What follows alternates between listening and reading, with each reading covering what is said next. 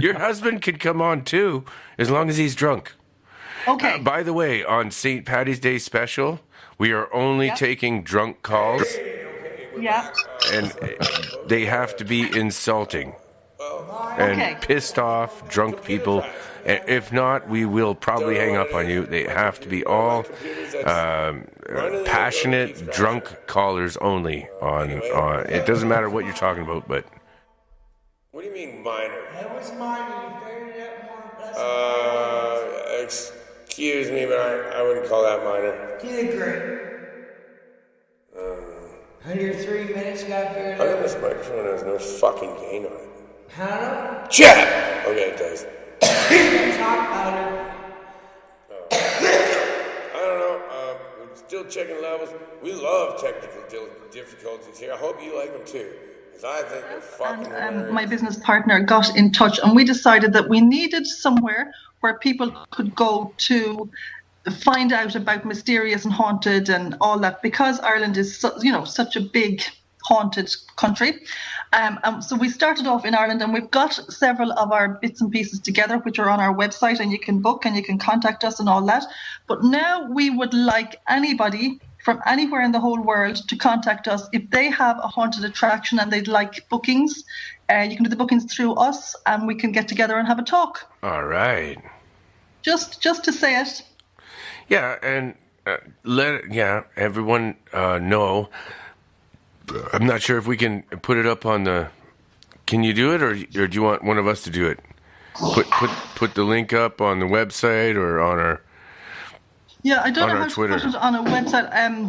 It's just mysteriousHolidays.com. Well, yeah, and also I'll put it on the chat room. Wait a minute. If we go to your Twitter, Mysterious Holidays, it has all the links on your profile, doesn't it? Yes. There you go. So, yeah, that'd be great. It's at Mysterious Halls. Yeah, it'll be on the Monster Castle Paranormal website as well. Okay. And this is fun, folks. Like, you can't have. I want to go. I actually want to do this, man. I really want to do this. Hey, we have Kurt Green in the chat room tonight. We got a caller. We have a caller. All right. You are on Monster Castle Paranormal with Ellen from Mysterious Holidays. Who am I talking to? Yeah, I just wanted to ask, what do you think about space niggers? What? Yeah. Space niggers. First of all, it's politically incorrect. Who cares about that bullshit? They're called Astro-Africans, so... Where are you Are you calling from a trailer park, sir? Are you calling from Nigger Town, sir? Oh, man, you're going to get electrocuted so good. Nigger Jeff, electrocution or what? Should I get Igor? Why are you so gay, dude? We're going to let you talk for a little while before Igor comes up and electrocutes you for saying that word. I got a lot of friends that are black. You know that? I listen to reggae. I like black people, man. And I'm not very impressed. Niggers. You know what? You suck, dude. Igor? That's it. I had it. You're a nigger, man. You know you are.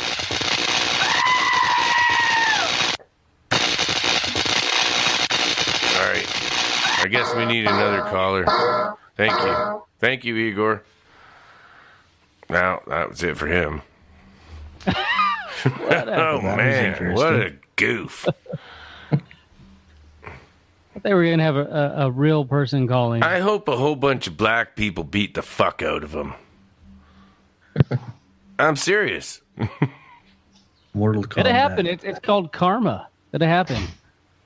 That's pretty rude, man. I'll let it go on the air just to show what an idiot he is. But whatever. Was he even listening to the show, or how did he get the number, or what the hell was that? Anyway, I'm not sure. Ellen, continue, please. Try not to let that bother you. I'm sorry about that. I'm so sorry about that. Ah, nothing but I'd love someone to call in and ask a question. I mightn't know the answer, and I'll find out. Yeah, but we don't need that. But unfortunately, on live radio, without a screener, we actually get calls like this once in a while, and it happens. Yeah, not the end of the world. It takes all sorts, doesn't it? Yeah.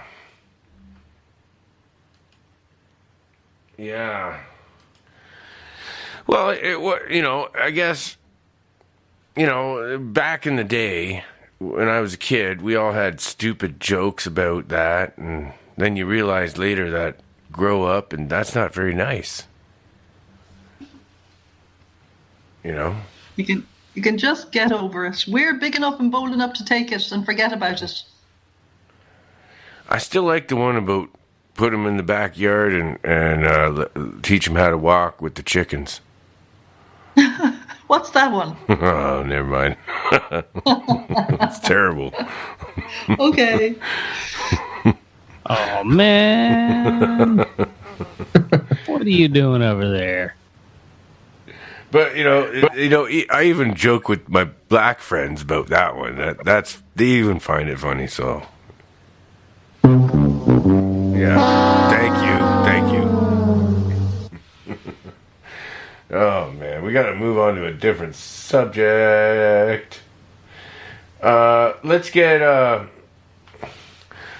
okay. Get a different caller on here, man, for sure. We're gonna have another caller coming up soon, and go ahead, Jeff, and keep interviewing the guest, please. You were doing an excellent job, sir. I'm just asking questions I think everybody wants to know. That's all. So I think we were talking about how do you find these haunted places? Is it just word of mouth or? Yeah, we have to go looking.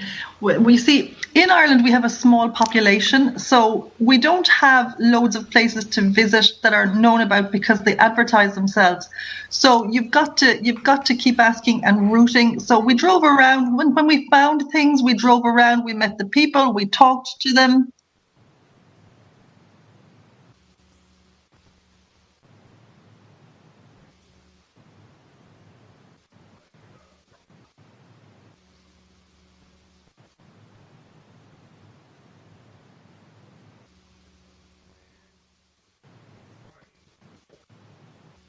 No, it's not. It's not funny.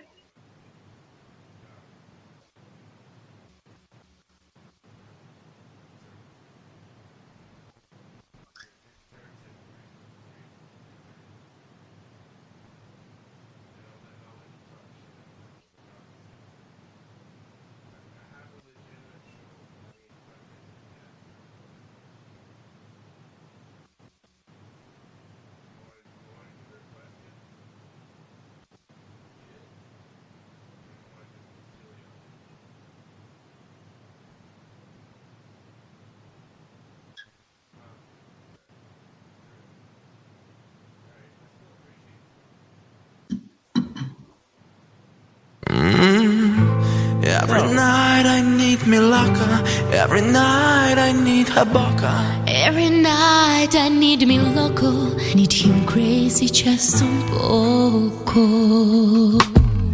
Hey loca, give me your boca. You're my girl, you're my loca. You are breaking my heart. Whoa, whoa, whoa, whoa. Loco, please espera un poco, and I'll give you my choco.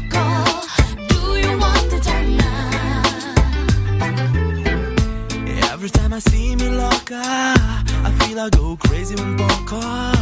She's so sexy, she's so hot. Every night she's breaking my heart. Every time I see me loco, I realize she's crazy un poco. And we keep on dancing all night long. With my boy I will never feel alone. Hey loca, give me your boca. You're my girl, you're my loca. You are breaking my heart. Whoa, whoa, whoa, whoa.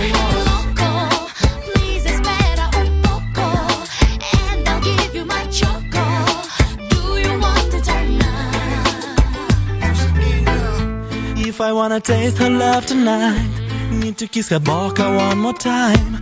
I can fly away and reach the stars every time I drown into her eyes. If I wanna taste his love tonight, I just have to hold him in love tight. I can fly away and reach the stars every time he looks into my eyes. Give me your baka. You're my girl, you're my locker. You are breaking my heart. Loco, please espera un poco, and I'll give you my choco. Do you want it tonight? Yeah, alright. She's a little bit loco, a little bit coco, a little bit soul, yo, a little bit small, yo, a little Latino, a little Europe, yo, a little bit choco, exotic Morocco. She's a good girl, she's a little mean. Nice body from the covers of a magazine.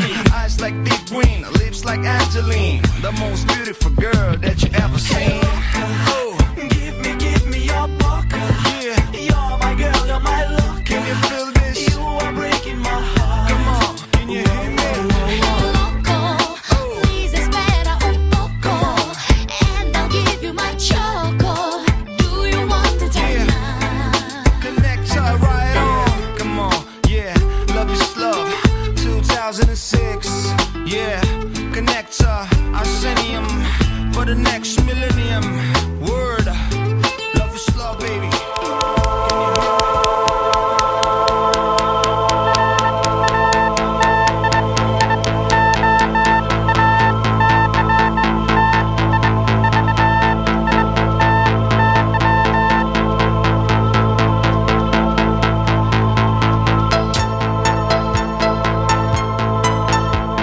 Oh yeah, can you dig it? Yeah, what? Yeah, that was Timberland, and this is Crackle.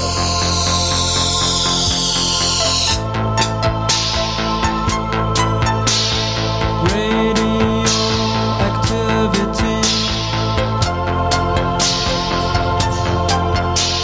is in the air for you and me.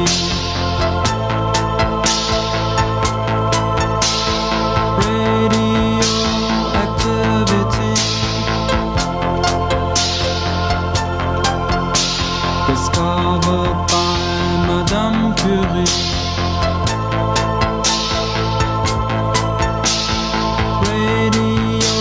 Radioactivity tune into the melody.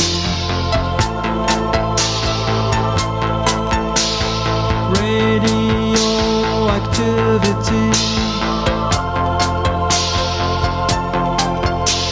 is in the air for you and me.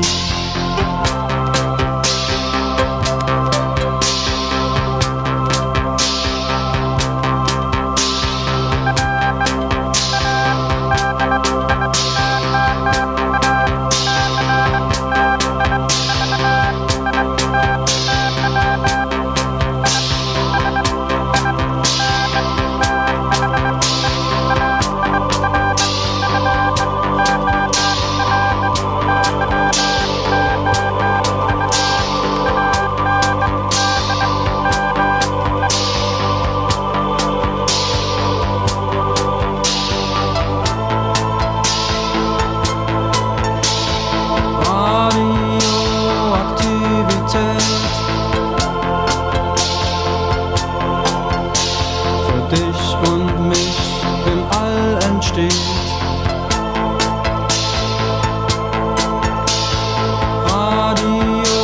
Radioaktivität strahlt Wellen zum Empfangsgerät. Radioaktivität, wenn's unsere Zukunft geht. She came from Greece. She had a thirst for knowledge. She studied sculpture at St. Martin's College. That's where I caught her eye. She told me that her dad was loaded. I said, in that case, I'll have a rum and Coca-Cola. She said, fine. And in 30 seconds' time, she said, I want to live like common people. I want to do whatever common people do. I want to sleep with common people. I want to sleep with common people like you. Well, what else could I do? I said, I'll see what I can do.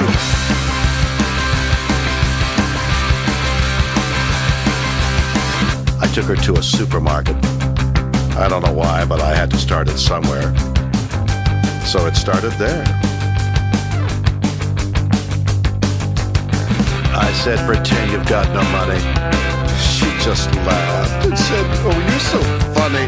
I said, yeah? Well, I can't see anyone else smiling in here. Are you sure? You want to live like common people? You want to see whatever common people see? You want to sleep with common people? You want to sleep with common people like me? But she didn't understand. She just smiled and held my hand. Went to flat above a shop. Cut your hair and get a job. Smoke some fags and play some pool. Pretend you never went to school. But still you'll never get it right. When you're lying in bed at night, watching roaches climb the wall. If you called your dad, he could stop it all here. You'll never live like common people. You'll never do whatever common people do. You'll never fail like common people. You'll never watch your life slide out of you and dance and drink and screw because there's nothing else to do.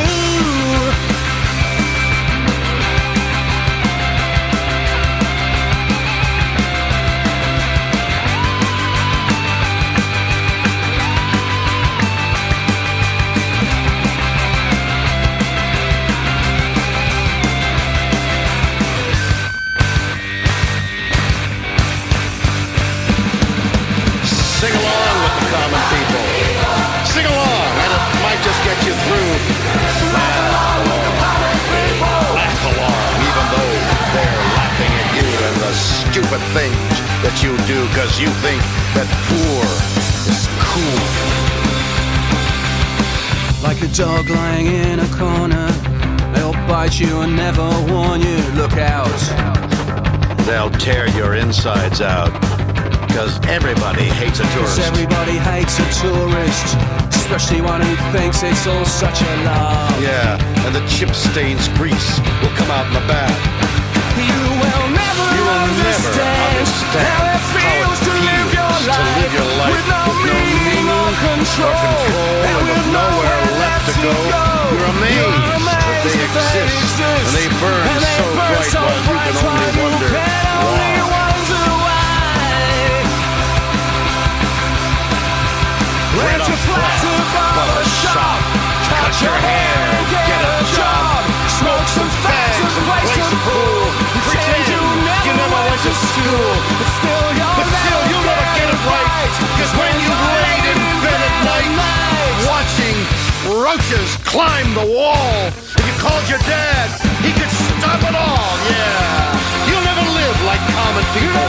You'll never do what common people do. You'll never fail like common people. You'll never watch your life slide out of you and dance and drink and screw. Cause there's nothing else to do.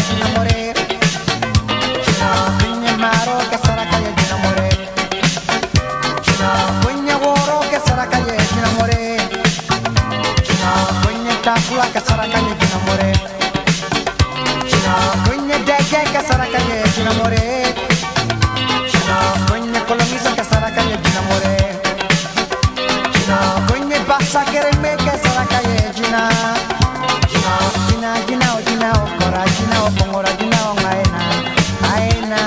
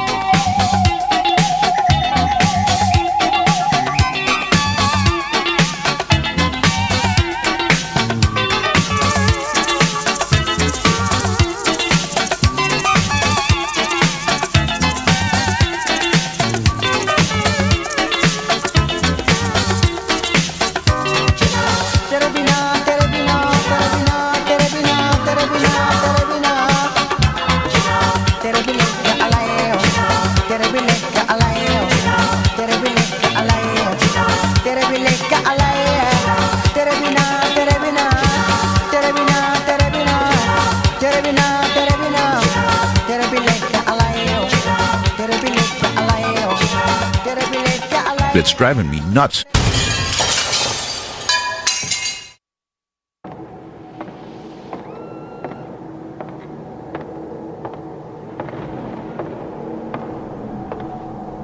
The views and opinions expressed on this show are not necessarily those of the network or anyone affiliated.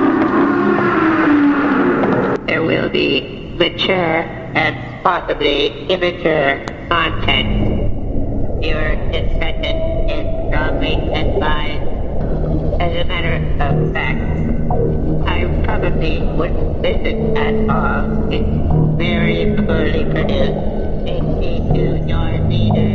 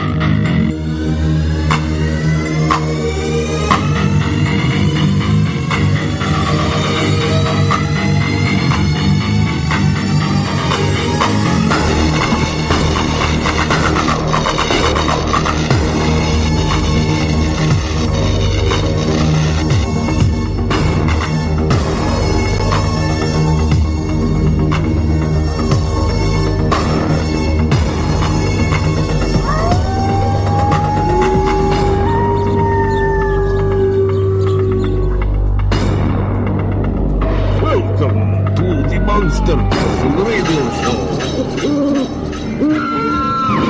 For the extreme paranormal listener. And here is your host, the Wolfman, Mike.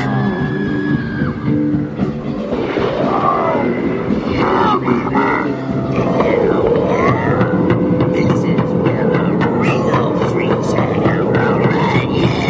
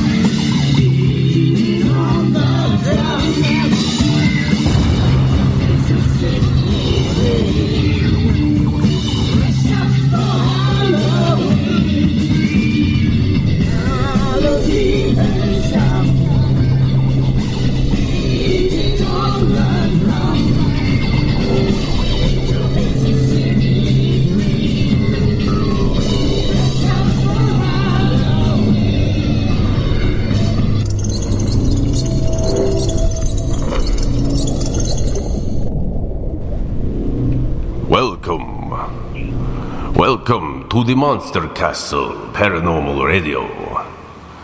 And here is your host, the Wolfman, Mike. How's it going, everybody? All right. Can you dig it? Fantastic. And, I have to get Igor to unlock my co-host tonight. He's got them down in the dungeon. Hang on a second. Igor, can you let the co-host Darren and Jeff the Grey out of the dungeon, please? Yes, mister. I'm sorry. Okay. Hang on 1 second. Get them out of this dungeon. Where is he? Yes.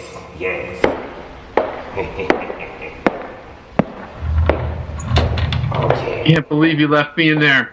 All right, Darren. Wolfman, what are you doing? Sorry, man. All right, yeah. I've been in there since this morning's show. I forgot all about that, man.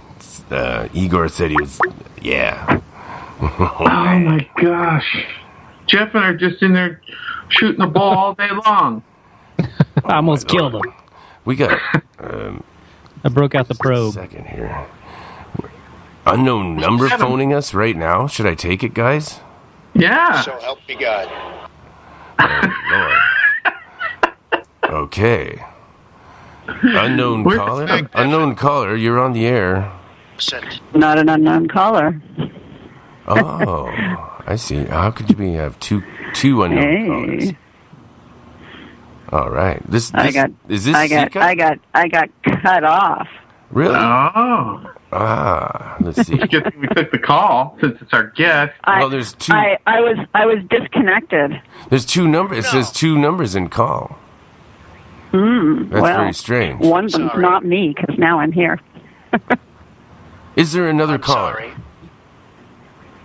Hello? Don't the sorry. I'm sorry. It seems that we have a strange occurrence. Very strange occurrence going on here. What is going on? Oh, I didn't tell you that kind of stuff happens when people have me on shows. This is weird. It can happen. It can happen. And it only makes common sense. Wow. Man. Oh. Where's Adam? I'm not sure. He might be one of the other callers. He might be. I tried to Adam. Oh, that's just Igor. Does that feel better, Jeff? He just took those things from around your legs. Oh, yes. Yeah. You're Thank you very much. That's really nice. Thank you. Oh, you're welcome, sir. Okay.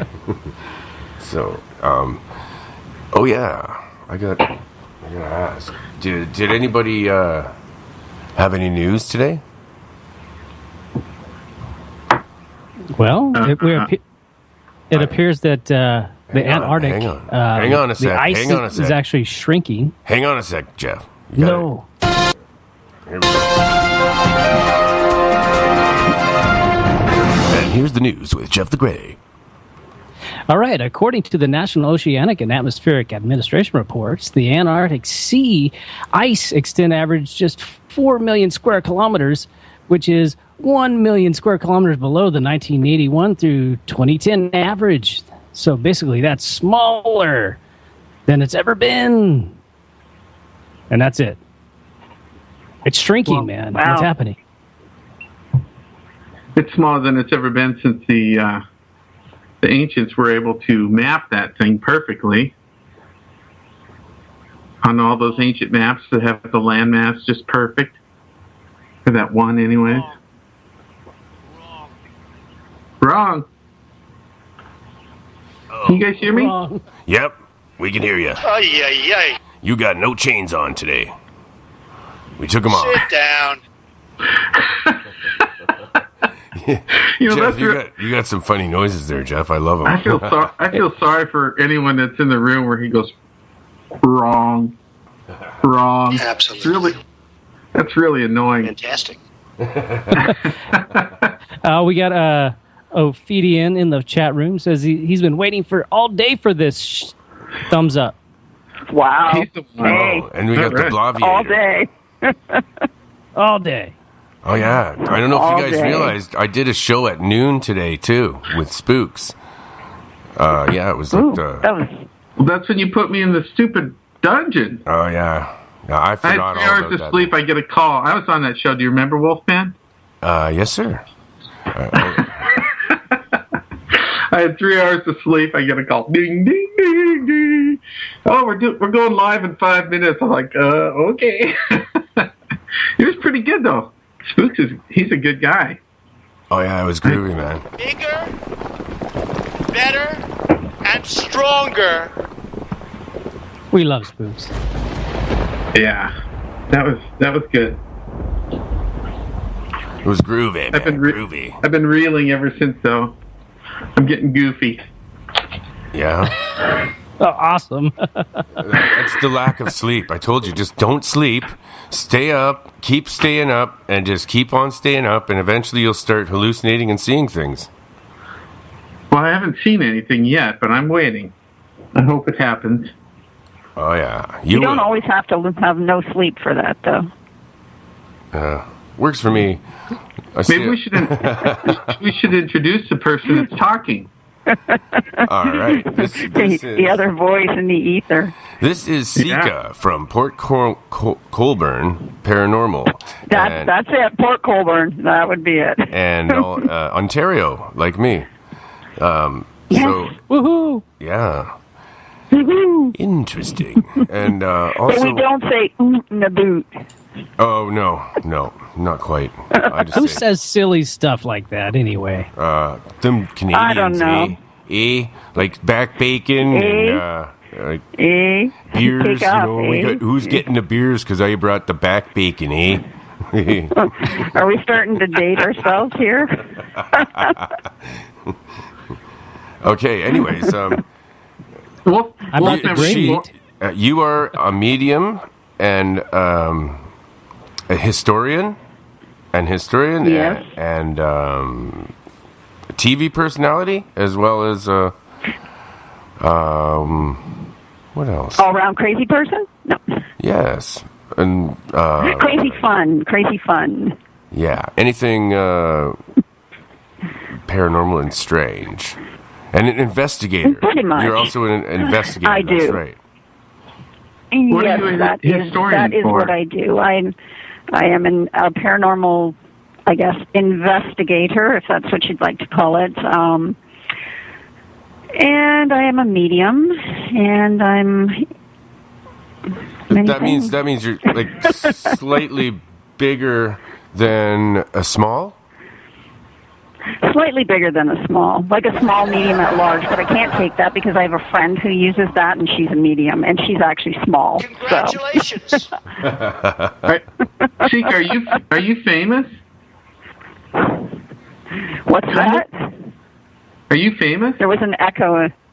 Am I famous? No, I'm not famous. Yes. I guess it depends on who you ask, but no. Oh, I didn't know. I thought maybe you had your own There's show. who know who I am, but then I kind of stay under the radar a lot, so. Okay. You know, absolutely. Yeah, I mean, I do a lot of television shows. I do a lot of consulting for TV shows, paranormal shows. I appear on them. I do consulting. I've been on Storage Wars Canada as an expert in the Victorian Macabre. I've done many television shows just in the capacity of an actor, not necessarily paranormal based, but I do a lot of blog talk radio. I do a lot of touring and talking and speaking about paranormal and mediumship and my experiences. I will go where people ask me for the most part. And now you're in the Monster Castle. And now I am, because, hey, the Monster Castle is a cool place to be. Yes, it is. Sometimes if somebody calls you, then my master will let me electrocute them if they're bad to you. Igor. Nice. Shut Can up. I watch? Go away, Igor. You stink. Okay, Wolfman. She wants to watch. Yeah, you can watch. Oh, that's groovy, man. Hey, come on. I was one of those kids that loved Frankenstein. So. Well, there's a lot of I got a lot of guys in the castle that, creatures, and this is where all the freaks hang out, man. And that's where the party is. The Count is here. Yeah, how do you do? I am the Count. And Igor, I found out last we made week. Igor go down because he stinks. He smells like dead bodies, man. Did you know that when Mary Shelley wrote it's right up in my Frankenstein? department, since I have a degree in archaeology as well. So, hey. Jeff the Grey has dissected many humans. Yeah. Many times. How about aliens? Not so much. There's been a lot Not of so much, alien baptisms. Oh, yes. Actually, we have a resident priest who thinks he's a priest, and he calls himself Father Guido, and he likes to forcefully baptize aliens. Is his last name Sarducci? Stargucci. Guido Sarducci. Father Guido Sarducci. It's his cousin. Then there's something wrong with you. You're certainly not. Where's the alien that you had this morning that was down in the dungeon? Let me. No, that's Father Guido already took him outside, and he played that music. He played that music and made his head blow up. I like that I have guy. an He has a alien lot in of a jar. knowledge. Oh no, that guy. Oh no, I don't know. That guy just called in. That's Melvin Spacely. Yeah, I really liked him. Yeah, he'll be back. I got his email. Okay, good. There you go. I have an alien in a jar in my oddity collection. Oh really? You do? Yeah. Are you? Do tell. Is it real? Are you growing it? Of course it's real. No, I'm not growing it. It's in solution. It doesn't exist, folks. What does it look like? It looks like an alien. It's got Whoa, I little want black pictures. eyes, and he's Pictures kind of got a too. gold sheen to his skin. Where'd you He's collect kind that of cute, sample actually. He's from? a little shrivelly. He's in a, I don't know, but a 6-inch mason jar on my shelf in my And museum. where did you collect that sample from? I can't tell. Is it real? There's some things that I have in my oddities collection that I cannot divulge where they came from. Oh my lord! What is Victorian? Fantastic and groovy, baby. Oh, yeah. What is Victorian macabre? Yeah. What You said that earlier. Victorian macabre is, well, what I cover in Victorian macabre. So if I'm doing public speaking or lectures or research or working for people, doing presentations, I do a mummy unwrapping performance. I do a lot of consultation for Victorian funerary practices, memento mori photos, women's weeds, old clothing, all of the odd and unique and strange things that went with death in the Victorian era. Because nowadays we're very far removed from death, but up until we had antibiotics and all of those fun, medical things, people lived with it every day. So I'm somewhat of an expert on death. Ooh, that's cool. If you really want to get, if you really want to get down to the, the bones of it all. How many times? Yes. How many times have you died and come back? Myself, none, thankfully. That you can remember. Unless you believe in reincarnation, and I don't tend to go down that road, but I have other thoughts on that. You don't believe in reincarnation? No. Really? Oh, wow. Do you believe in an afterlife? I believe that our energy moves out into the universe and remains there as part of the structure of the universe. Do we come back as somebody else? No, I don't think so.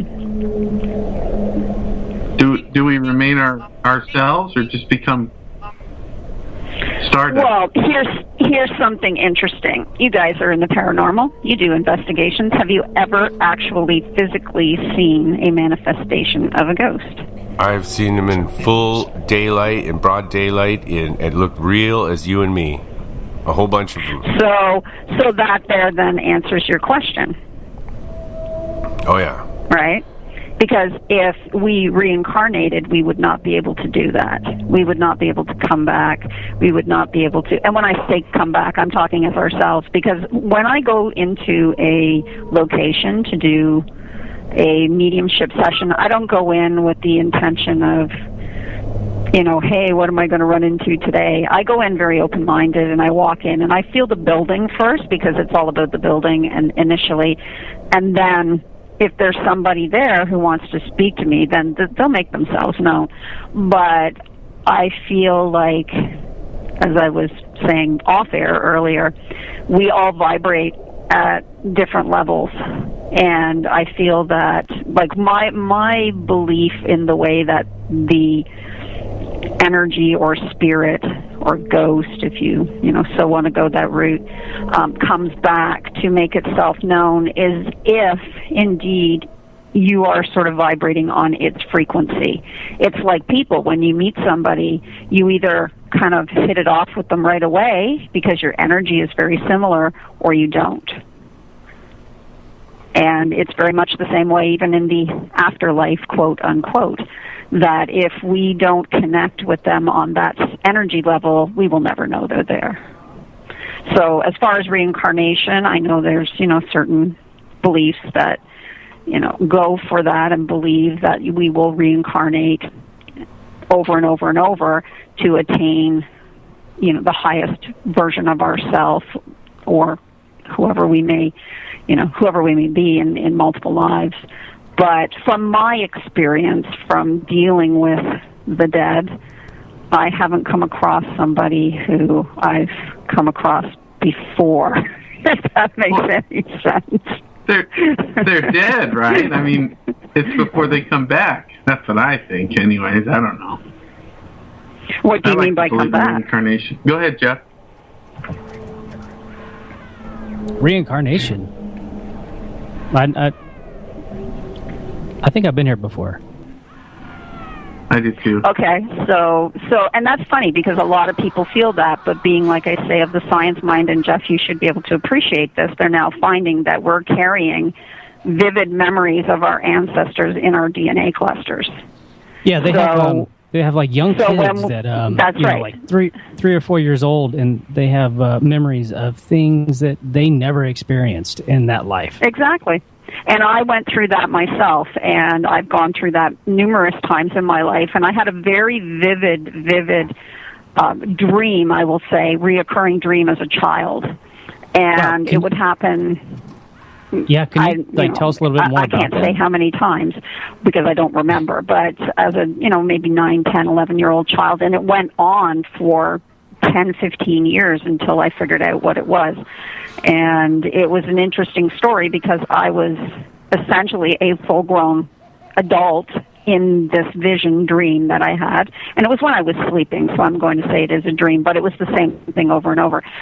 And I was in a large room, and it appeared to be on the maybe 3rd or 4th floor of an old castle. Now, this sounds like everybody goes, "Oh, castle." Ugh. But the interesting thing was it wasn't like an old medieval castle. Castles are great. Probably. What's that? I love castles. I love castles too. That's why I'm here. I really like my castle. It was. I was in a room that was lavishly outfitted. It had a bed. It had all the amenities of, let's say, the early 17th century. I had people come to the room. I had people tell me that I needed to come with them and leave the room, and I cut off all my hair and I dressed as a man and I got into a boat and I went up a river and with these people, and I was caught and I was brought back. Well, here's an interesting story. And I didn't know this at the time, but much later in life, I had a friend come to me and give me postcards. And she said, "You have to have these." And she handed them to me. And these postcards were 2 postcards from the Tower of London. She had gone to England. She brought them back with her. And what they were was Mary Queen of Scots death masks. Now, Mary Queen of Scots would be my 9th time great-grandmother on my grandfather's side of the family. The resemblance is frightening, shockingly very similar. And when I read her story, the story of Mary Queen of Scots, in her lifetime, that exact same episode had happened to her when she was trying to take the throne away from Elizabeth I. So I had no mental memory of this, I had no way of correlating this together until all of this stuff came down the pipe, so to speak, and many years later I had discovered. So how do you explain that? It's not that I lived her life, I wasn't her, but does that carry in the DNA? Right? So I have a lot of questions scientifically that way, and it's the same way when I approach my paranormal investigations. I rule out everything before I, look at things. But I always see, I'm approached differently. What's the best evidence you ever came up with? What is your best evidence? My best evidence? Oh my gosh, I have many instances where I go into locations, and I'll give you guys just a very quick one in a nutshell. Recently, I moved to Port Colborne here in October. I used to live in another city. Moved to Port Colborne. There was a paranormal investigation going on at one of our locations here called the Roselawn Center for the Arts. It's an old home built in the 1800s by a very prominent family. Now, at the time, I didn't really know too much of this, but it was a paranormal investigation going on by another paranormal group, and I thought I'd go and attend. So my husband and I went off and we attended, and I really mostly wanted to get inside this old building. That was kind of my my vision at the time. Now, the very first time I walked into the building, a woman had approached me, and when I say woman, she was a woman in spirit, not a woman in life, and she just presented herself, and then she backed away. And this was the day I went to get tickets to go to this event. So when I came back the night of the event, we walked in, sat down, and I usually stay away from everybody else in the room, and it's not that I'm being antisocial, it's just that I'm not getting caught up in the excitement of the, this is my first time running around with an EVP and, wanting to do an investigation, so I sort of hang back. So I sat at the back of the room, and the minute I got there, this spirit reappeared to me and gave me her name. And her name was Mary Schofield. I had no idea who she was. I'd never heard of her before, and I didn't say anything. I just sat. I went through. We got into the building, and the minute I hit the building, inside the building, it was like a giant flood where she had just essentially taken over me, and everything that I was being fed by her was coming through me directly. So it wasn't like she was standing in front of me and I was getting a vision. It was like she was in my head and she was talking through me. And I kept saying to my husband, I feel like I'm crazy. I feel like I'm manic, and I couldn't sit still, and I had to keep getting up, and I was pacing. And at a few points, I couldn't see properly. And then as the tour was going through the building, we were going up the stairs, and I was running my hand along the wall because I couldn't see. And, it was lit. We weren't walking around in the dark, per se. But I was running my hand up the wall. We got to a landing, and I started feeling for the wall again. And I was having a completely not myself moment, and then got up to the top of the stairs, and then I became agitated again. I couldn't get into a room that I wanted to get into, but the door wasn't there, and there was a door there, except in physical, there was no door. So I got back after we went through this whole evening. Anyways, I went home with this information, and I used my favorite friend, Google, and I Googled the name Mary Schofield. And actually, while I was in this building, just to let you know, there's a theater, like a performance theater, attached to the building on the other side. And as I was sitting in the theater, I had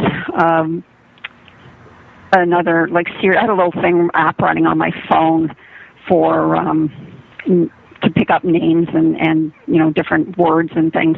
And the word Adam came up, and then the word father, and then a few other words. And it was funny because as I started Googling this information, the name Adam Schofield came up. And so then it piqued my interest, and I started looking more into it, and I found out that indeed Mary Schofield did exist. She was an actual person.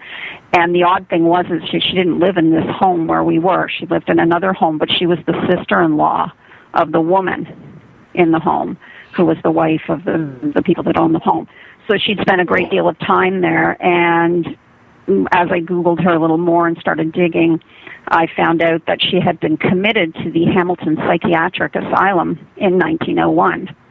And she was blind at the time. She was 58 years old, and she was considered to be out of her mind.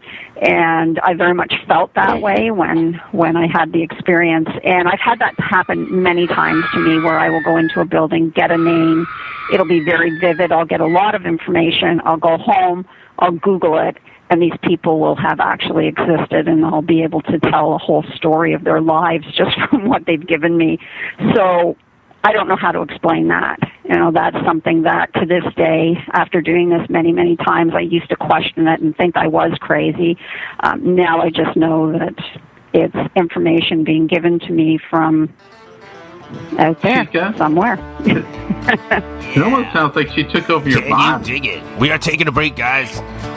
Taking a break, all right. Yeah, it's the Mary Janes. A winner was a Piggy boy.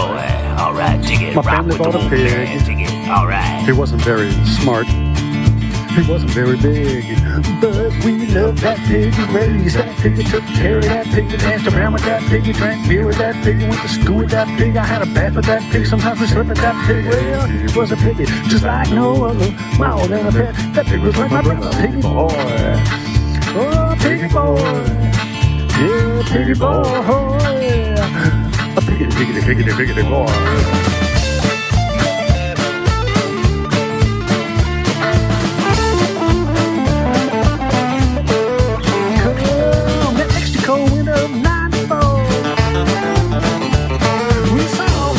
Standing back by the door. He didn't have nothing for months to eat now. You know, he saw us coming and he took to his feet. He was out the door, down the steps, through the gate, down the street. Oh, there he goes, he's running. There goes the meat. And the people cried, run, piggy boy, run, piggy boy, run, piggy boy, run, piggy boy, run, piggy boy, run, piggy boy, piggy boy.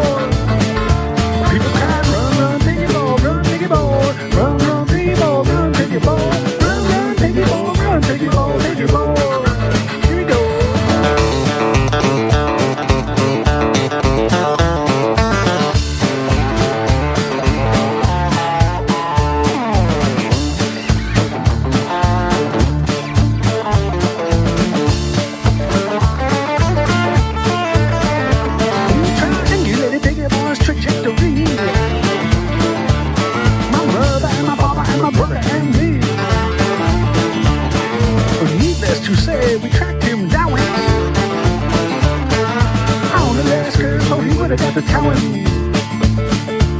know, ain't a single one of us a butcher. You see, but we had to do our best to be the family. I never knew a try from a snout, for sure. I never knew a noise from a groin, no doubt, no doubt. We made that figure out. Made that figure out. You know, we chopped that figure out. And we made that figure out.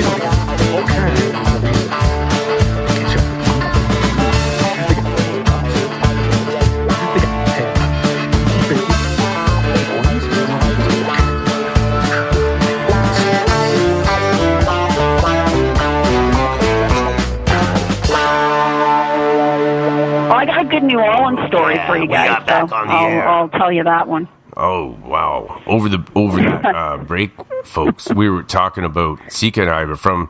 We have friends from the same area where I saw the fireflies and the big red orb. Nice. Yeah. Yeah, that's actually, like I said, that I have heard before too. I have not experienced it, but I have experienced some similar things in the bayou of Louisiana. I guess the drinking word tonight is going to have to be, the trigger word is going to have to be orbs. Whenever we say orbs, you guys got to take a drink, I'm thinking. All right. Hey. You guys are going to be drunk by the end of the night. That just depends on how many times we say orbs. Hey, Darren, are you still there? Jeff? Did we lose Jeff? I don't know. There's no activity. I've been talking. Oh, okay. I was on mute. I'm sorry. No, there he is. It seemed to me that there might have been a problem with the connection. I know. I had it on mute too. I did too. Just shoot me in the orb. Oh, damn it. You guys got to drink again. Far out, right on, and excellent.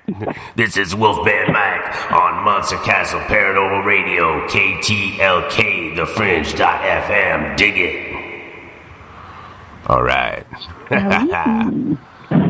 Tiki, your friends saw fairies too? Yes, they did. Well, see, here's the, like I said, interesting story. And it came out of, they'd never told me this story before, but I had mentioned I was down, we go to Louisiana every year, and we've been going down there since Katrina, and we have friends, very good friends down there, and we have friends who live in the bayou, and she takes us out all the time into the bayou with her boat, and she's a boat captain, and she does tours and everything down there, a lot of fishing and things like that. And we like to go out sort of at dusk. So she took us out to see the feu follet. So down in Louisiana in the bayous, they have something called the feu follet, and the feu follet is essentially the little green spirits that hover on the water, but you don't follow the feu follet because they take you to places where you will die. Oh, so that's nice. No, it's not. It's very good. If you die, so if you see the feu follet when you are in the bayou, you don't follow them. Now, the stories down there for many different little things like the lutin. The lutin are a little, almost like dead babies who come back and they do mischievous things so they don't hurt you, but you might find your horse's mane has been all braided overnight, or you may come and find something painted on the side of your house. And so these are the lutin that come, and then you have the feu follet.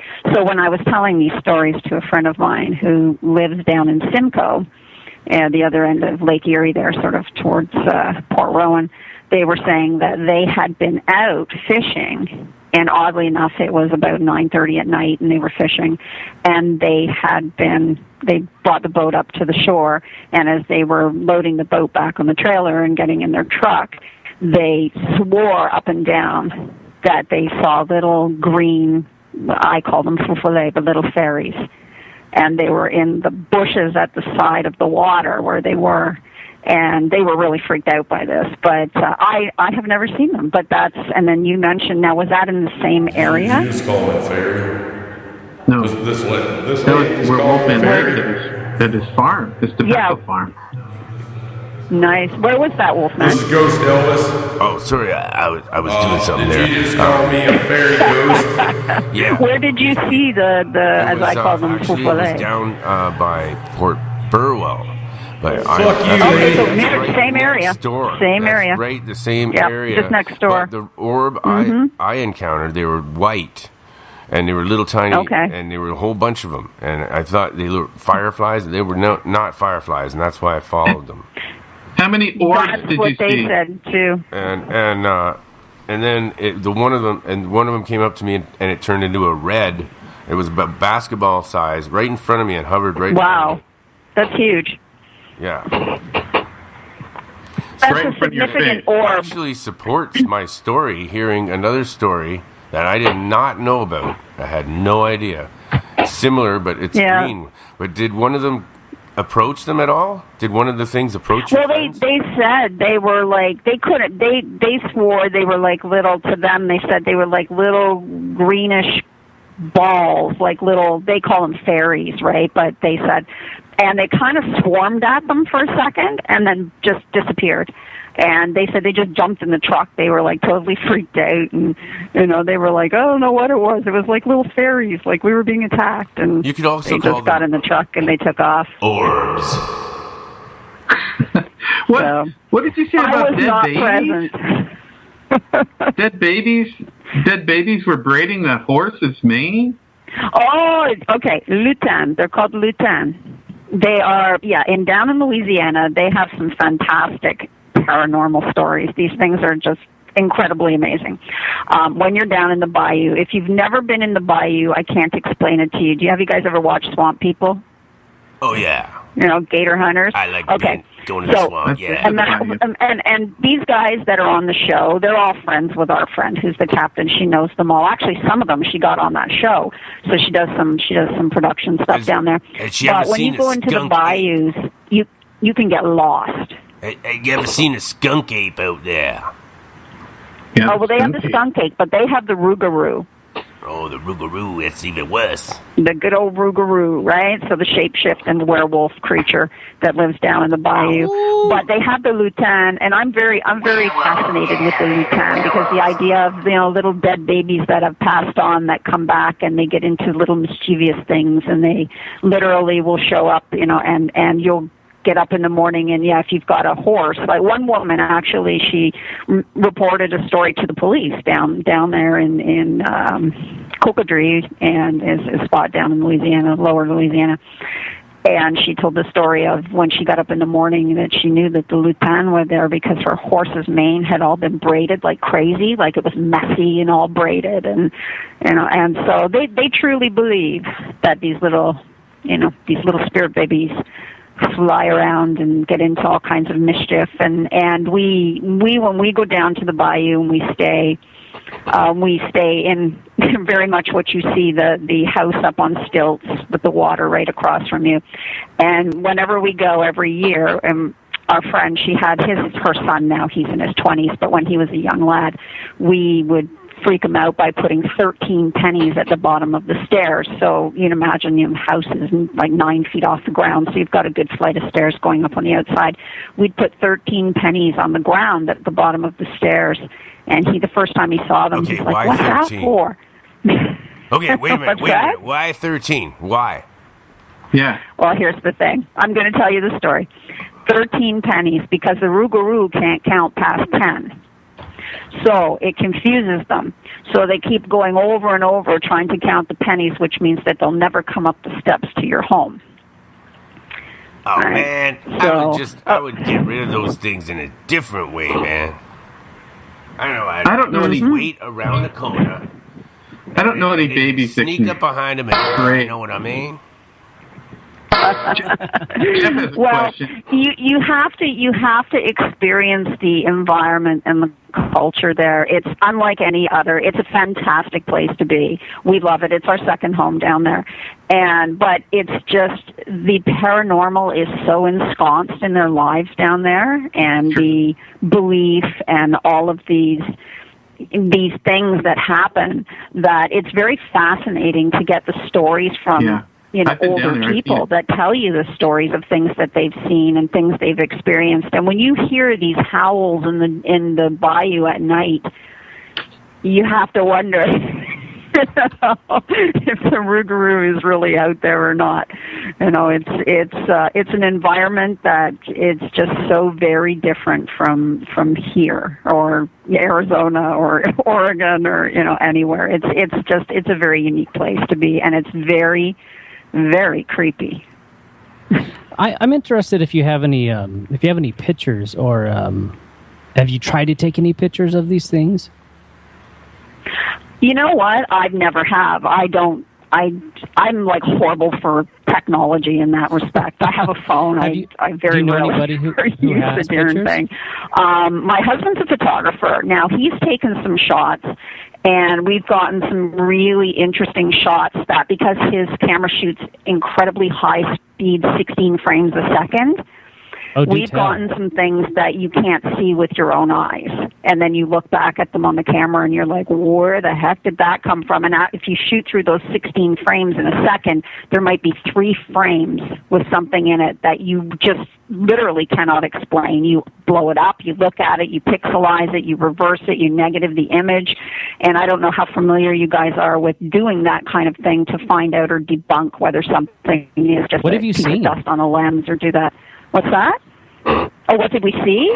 Oh, well, actually, this was shot in Hamilton. Yeah. So, Wolfman, you'll appreciate this. There's an old theater in Hamilton. It was a vaudeville theater, Forgotten Rebels, and they're turning it into condos now. But we got to go into the space and do an investigation, and it's an old vaudeville stage. and there was no lighting. There was just one work lamp set up in there. It was dark and it was right. But my husband was shooting, and we got some fantastic orbs and ectoplasm. Like, you swear it is green ectoplasm. Oh man, I gotta see this. Can you post that up for us somewhere on Twitter, possibly? I will post it up. I've got another shot which somebody took with a cell phone while I was doing an investigation in Niagara Falls. And when I came into this place, I didn't want to know anything about it. And that's really my prerequisite for when I go to a site. I don't want to know I don't want to know the history of the building. I don't want to know the stories about the entities or ghosts or spirits or anything. 1247. I want to go in there. 1247. By the way, it's 1247. 1247. It is 1247. 1247. It is 1247. Do you know anything about 47? Why is 47 such a strange number? Fascinating. It's not strange to me. It's got a 7 in it. I don't know. I see 47. Actually, it's 47 is one of those numbers where I guess it depends on who you are and how you look at things, much like the number 13. Everybody thinks the number 13 is bad luck, but it's only bad luck if you're a Templar. I don't think it's bad luck or good luck. I just don't understand it. Why do I keep seeing 47s everywhere? It could be just something that's, you got to discover that on your own. Okay, it's sometimes numbers come up for a reason. Investigating it on the internet, I came up with it's the most commonly occurring randomly generated number from 1 to 100. So if you rolled a 100-sided die over and over and over, 47 comes up more than any other number. Always. And you believe that? Well, I don't know. I didn't do the study myself. Try it.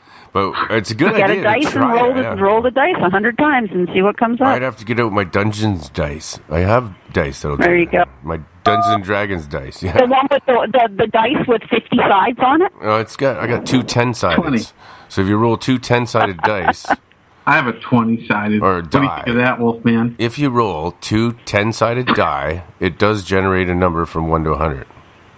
That's true. It will, correct.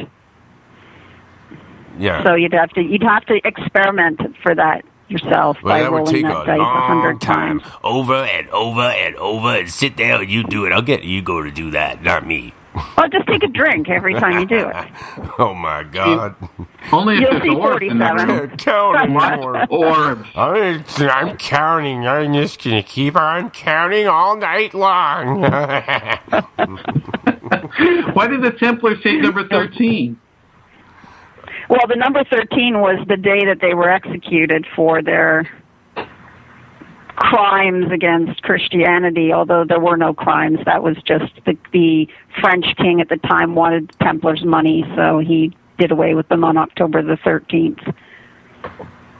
So that is why the number 13 has a bad connotation to it if you are Christian and you believe in that. Well, 3 and 1 is 4. And 4 is a good number. That's right. So I have well, nothing wrong unless with you're 13. in Chinese, because then 4 equates with death. Well, so it's to a very me- bad number in Chinese. But death to me is just a rebirth, and it's a good thing. And 4 is a musical number because it's the most commonly used in music as 4/4 time. This is true. And there's also 440, which is the bass keynote that we use to tune. A440. Which sucks. Right? Yeah. Isn't it like the worst mistake ever? I want to try to tuning to A47. Isn't it, ever since the Nazis switched it over, they said everything's been out of tune in the world? We should do a show on that. I have a friend that James wants to talk about that. Revibration of the universe. Do you know about that, Chica? I do. Yes, I do. Could you talk about it? I wouldn't say I'm an expert on it by any stretch of the imagination, but I'm well aware of it. So could you talk about the 440 and when they switched it and everything? No. Like I say, I know about it. I'm not versed in it. So it's things that I've read about, but I'm not, I would not be comfortable that for going, another day. hey, I know about this, because I don't. I'm not, like I say, I'm no expert in that, but I have read about it. You know what I want to ask you about is archaeology. What's that? Your archaeology You're a battlefield archaeologist? Battlefield archaeology. Yeah, that's what I'd like to ask you about. I'm interested. I don't know what that is. I don't know what that is. What do you mean, battlefield? Oh, well, okay. It's essentially a degree in archaeology, but my major was in battlefield archaeology. So what I study or what I research now is old battlefields. Now, wait a minute. So I was thinking, like, you had to go fighting to get to the place, and you take a gun and some soldiers with you. Fuck you, man. I'm going to take over this goddamn archaeology site, all right? to getting any results other than dead. No, but what I do is I do go to old battlefield sites, and we do archaeological excavations on old battlefield sites. I've done a lot of War of 1812 So stuff you here don't in Ontario. you don't go in there with guns and shoot people and say, "Get off my Archaeological site. Fuck you, I'll shoot you. No. Oh, shit. No. All right. No. I thought it not was that like kind of battle. battle. So we're not fighting for the site. We're actually going to sites where people fought. I was thinking it would be interesting. It's an interesting adventure. Shika, how long was the War of 1812? I don't know very much about it. And where was it fought? What's that? Could you talk about the War of 1812? The War of 1812? You mean you wouldn't know about it because you live on the other side of America. I know. I have a great question. I just know a little about it. I know it was in a couple movies. Yeah. Where they mentioned it, but I don't know anything about it. Movies make it good. I got a better question. What were you saying, Wolfman? Related to that question, but better is can you tell us about any other wars that were not recorded in the history books that may have happened between the States and Canada along that shoreline? Like not 1812. Well, see, here's the thing with the States and Canada, right? What we have to look at is we have had an ongoing history, but in reality, for the most part, it was all run by the British initially, right? So the British and the Dutch were the two countries that came here. Canada, of course, originally had the French, because the French were the first people here outside of the Vikings. We know the Vikings came here. They were the first guys, other than St. Brendan. But St. Brendan probably didn't make it here. He just made it over to, he might have made it to Newfoundland, maybe. But you know damn right I was here first from India, you fucker. Up and down. There's been many skirmishes over the years from essentially the time of the first European people coming to this country on this side, so on the eastern seaboard of Canada and what is now, the America. But unknown, unwritten, undocumented, no real wars, because let's face it, the War of 1812 wasn't actually a war either. It was a whole lot of skirmishes, and I know people don't really understand what the difference is, but a war is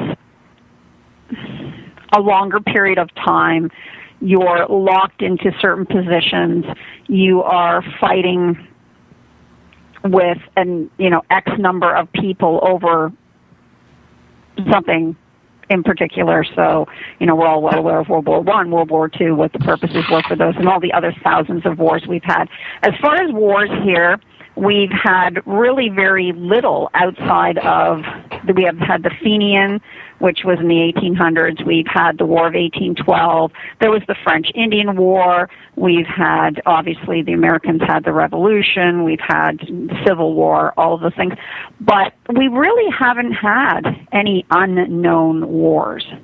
So, any unknown in the respect of what you're thinking. It's we've tried to be good neighbors for as long as possible, but I can tell you I have experienced some very interesting things on sites. I've been to some Confederate war sites. I've been to the battlefield in New Orleans for the War of 1812. And just to answer, was it Jeff? Did you ask me the question? Or no, it was Darren.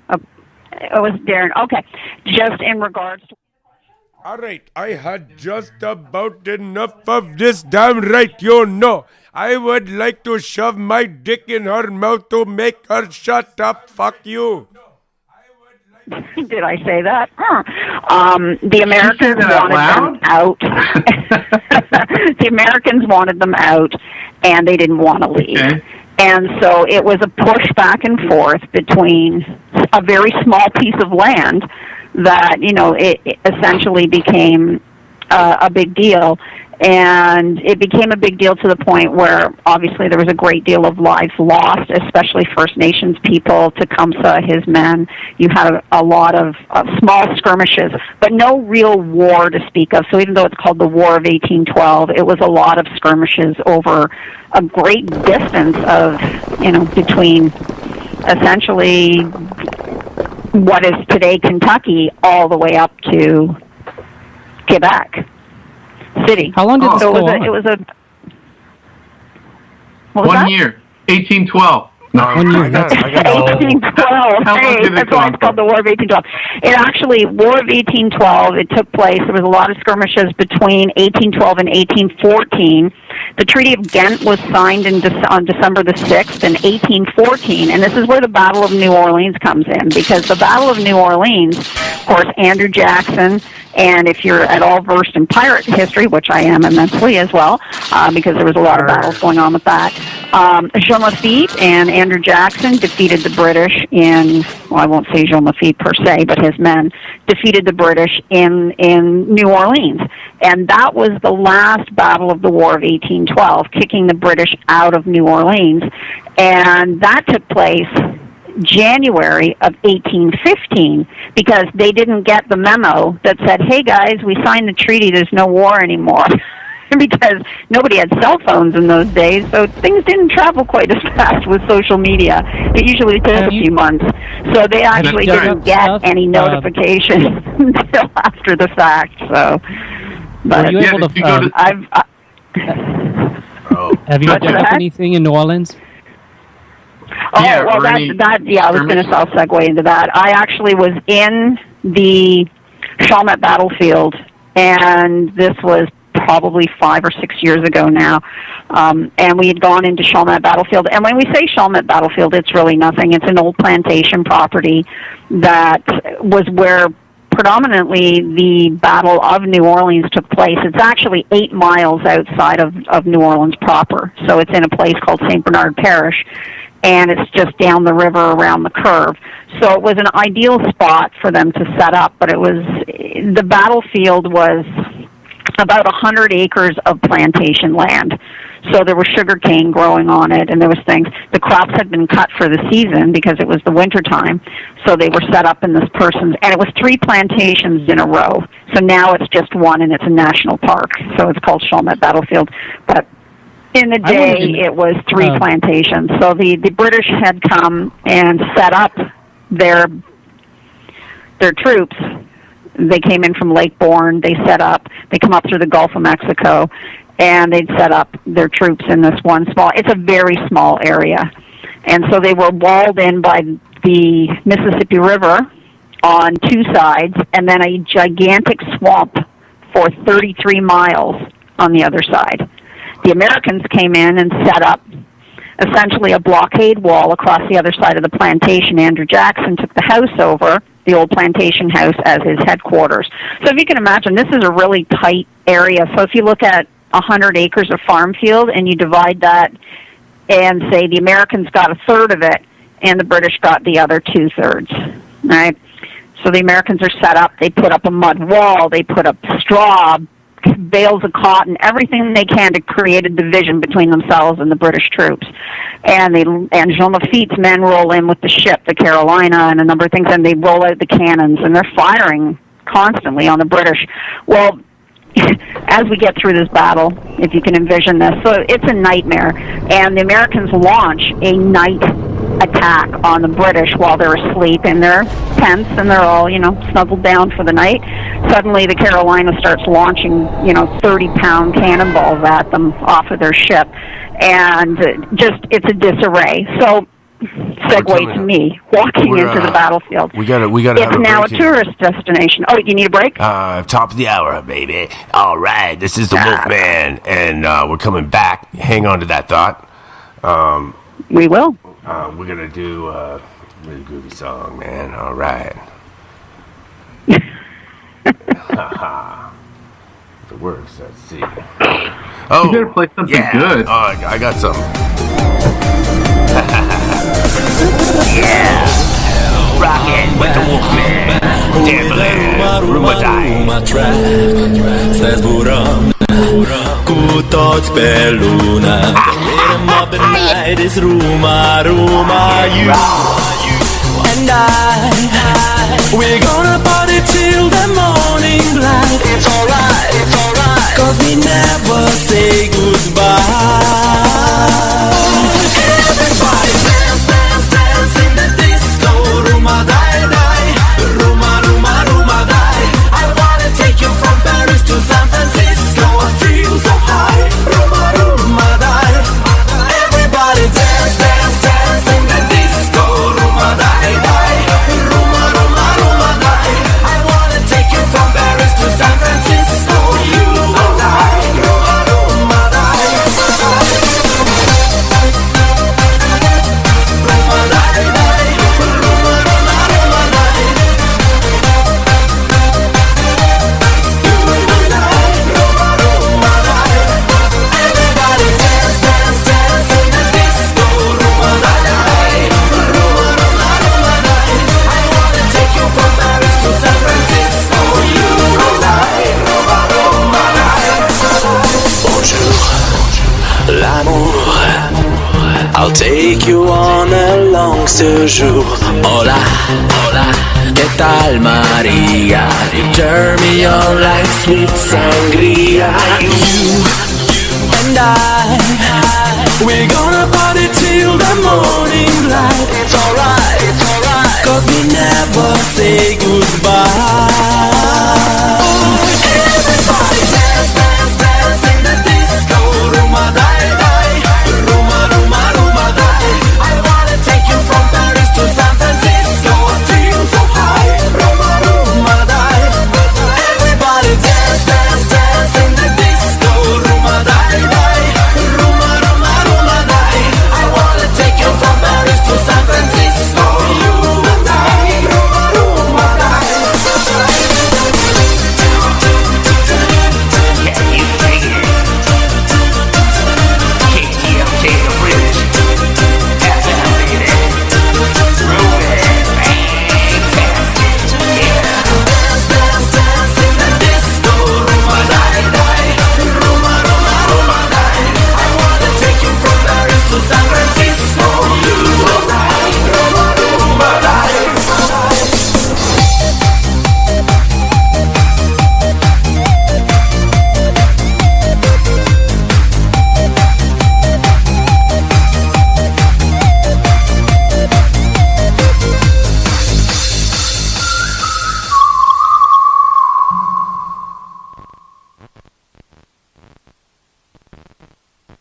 Oh, fantastic. Groovy. Oh, man. I hope you guys like that one. It's crazy. That was Dan Bland. Yeah, I was dancing. Well, you said something about dancing, so there you go. Yeah. I hope we had everybody dancing there. All right. Where I felt like there was a mirror orb in the middle of the room. Yeah, it almost seemed like dancing orbs, man. It was vibrating. Orbs. I painted a picture of when I was in high school. It's like a floating eyeball on top of the ocean, and you can see the reflection in the water. It's really weird. I don't know why I did. It looked like an orb. It looks like an orb. Yeah. It was a precursor to what you were doing now. Yeah. You just didn't know it at the time. Everybody drink, you know. Orb is the key word. It's like, what do you call that? The trigger? It's party time. Yeah. Orb. The orb is the trigger. It's the drinking word of the night. Yeah. That's right, the trigger word. I miss barnacles. You go. That was awesome. Yeah. Cup of party. That was our word last week. Barnacles. Yeah. All right. I got something. I wanted to ask. Okay. I live on this road, and it's called Carter Road, in that area, and I know the Carter family. No, me. I like it. I like popping They pineapples. pioneered that area. Their family goes way back to when Canada first started, and they have like passed down knowledge orally, that's not written down. And they say there was another attack on Canada that's not hidden. It's not in the history books. I do oral.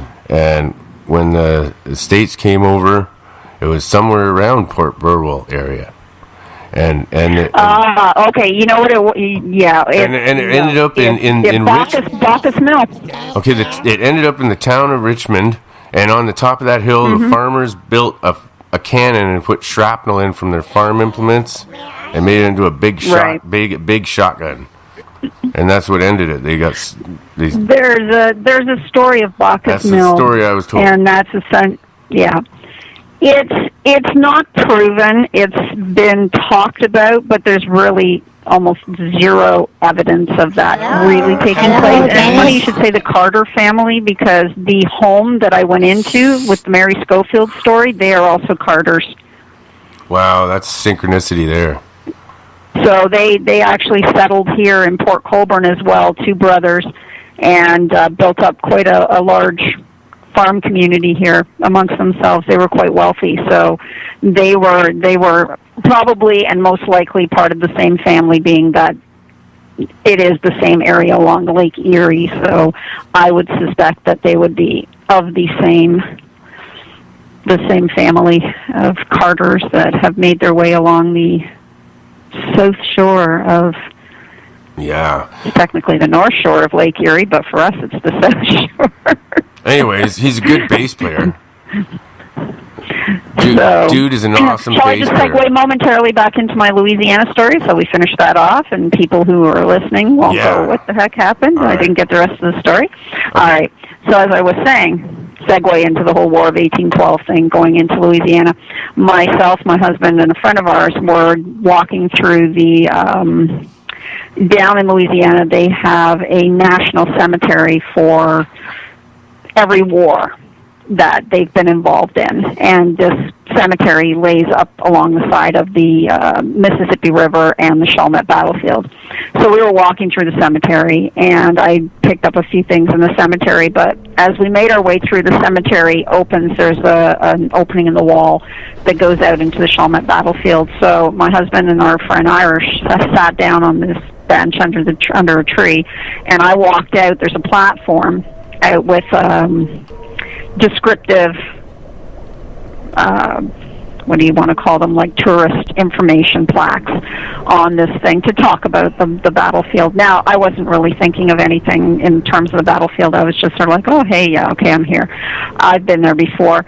I walked out, and down in Louisiana and down in around the bayous and that, there's, and I don't know if you might know this, Wolfman, depending on how far back you go. Do you remember crawfish here in Ontario? Oh, yeah, I remember. I used to whoop them things. Yeah. So down in Louisiana, they have the crawfish build little crawfish castles. So they're like these little mud towers that come up out of the fields. So I was walking out to check one out, and I went to look at it and take a little picture of it with my cell phone and whatnot. And I started to walk back towards where my husband and our friend were sitting, and I went to sit down on the bench. And as soon as I went to sit down, everything just changed. It was like I blacked out. It was dark. It was nighttime. All I could hear was a battle going on around me. I could smell gunpowder. I could see flash flares going off.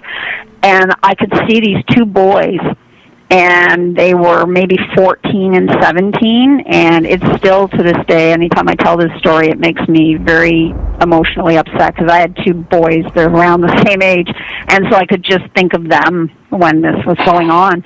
But these two boys, and one was trying to grab my arm and make me run with him, and he says, come on, we have to run, and they were scared, and they were crying, and they were running and towards the swamp, and dragging me with them, and I'm running, and I didn't even realize where I was just running, and of course at this time now I'm halfway in the cemetery again, and my husband's running after me, and I'm crying, and I'm bawling, and I'm not even aware of what's going on around me, because I'm in the middle of this battle, and it was just a freakiest thing that had ever happened to me as far as an experience, and you can probably hear I'm a little weirded out by it still today. It was so intense and it was so bizarre. It was like I was there in the middle of the night battle of the War of 1815 in Louisiana, and I'd been caught up with these two boys, and they literally had grabbed my arm and were running with me and telling me to run. Like they were so scared, and one of them was crying, and the other one was saying, "Come on, we have to go here, we have to go here," and they were running off into what used to be the swamp, which is now the cemetery. So very, very bizarre. I've had that happen to me on dig sites before, where I've had to kind of excuse myself from the moment. Were these American boys? No, they were British. They were two British Really? boys. I was in the British encampment, and that was the weirdest thing. It was like I had literally walked into the British encampment at night. So you're into archaeology, but you're really, the spirit world is just taken over for you when you're studying. Well, it's yeah, and you know what is very unique in that respect, that I think I'm so, I want to say, I don't know, gifted in that respect, that when I am on these sites, that I am able to get this kind of information. You can't get this kind of information from digging in the ground. You just can't. You didn't and get any so names, I feel very, I don't know what the word is, but I feel very gifted that I'm able to experience these things. You're blessed. I guess if you want to call it that, yeah. Or else, it's a very unique experience that no amount of digging in the dirt or handling artifacts or doing any of that can actually bring forward. It's like being there in the moment for these people that come to me. And, like I say, Mary Schofield in the house, that, I could feel her manic, depressive behavior and the way that she felt and how distraught and upset she was. And I've had another soldier in Lundy's Lane come to me during the War of 1812 there. I had another experience. I've had quite a few when I've been doing 1812 things. So sometimes I just have to step away from it and just separate myself from the... when Mary Schofield came up to you... What's that? What did she... You kind of skipped over that when the first encounter with Mary Schofield, when you first saw her? Right. Well, I didn't really skip over it. It was just, she had just kind of made herself known to me. I didn't physically see her.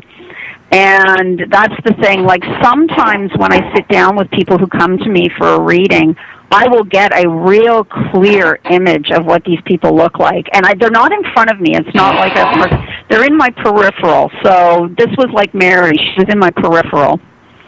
What was that? Did you hear that noise? Anyone else? Hey, Jeff, was that you that made that noise? That wasn't me, man. No, I didn't do it. Did you hear that?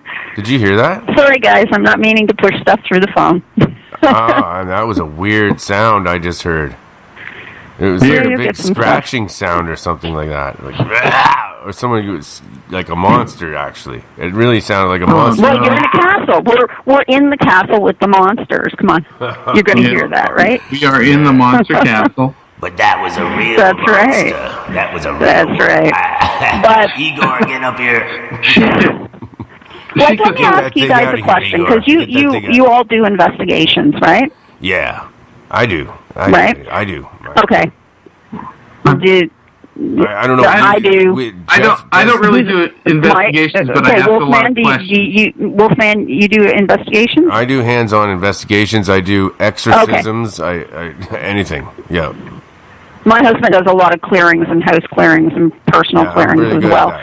But what about you, Daryl or Jeff? No, you guys just do you do research, or what do you guys like doing? I do a lot of research. 1,000. Asking questions, research. Only reason I'm asking is because I find it interesting, because when I meet people who do this, I often wonder what draws them to it. How do you first get involved in it? I mean, I know for me, it's just been my entire life. Like, since I've been a child, I've been able to see things. I used to see like dead pets, and my mom would tell me to go back to bed because I was having nightmares, and I'd be, but it's outside on the windowsill, like my cat or something that had passed on, and she would just think I was having a nightmare or something. But for me, it's just always been a part of my life, and for my kids, it's always been a part of their life because they've always been perceptive and intuitive as well.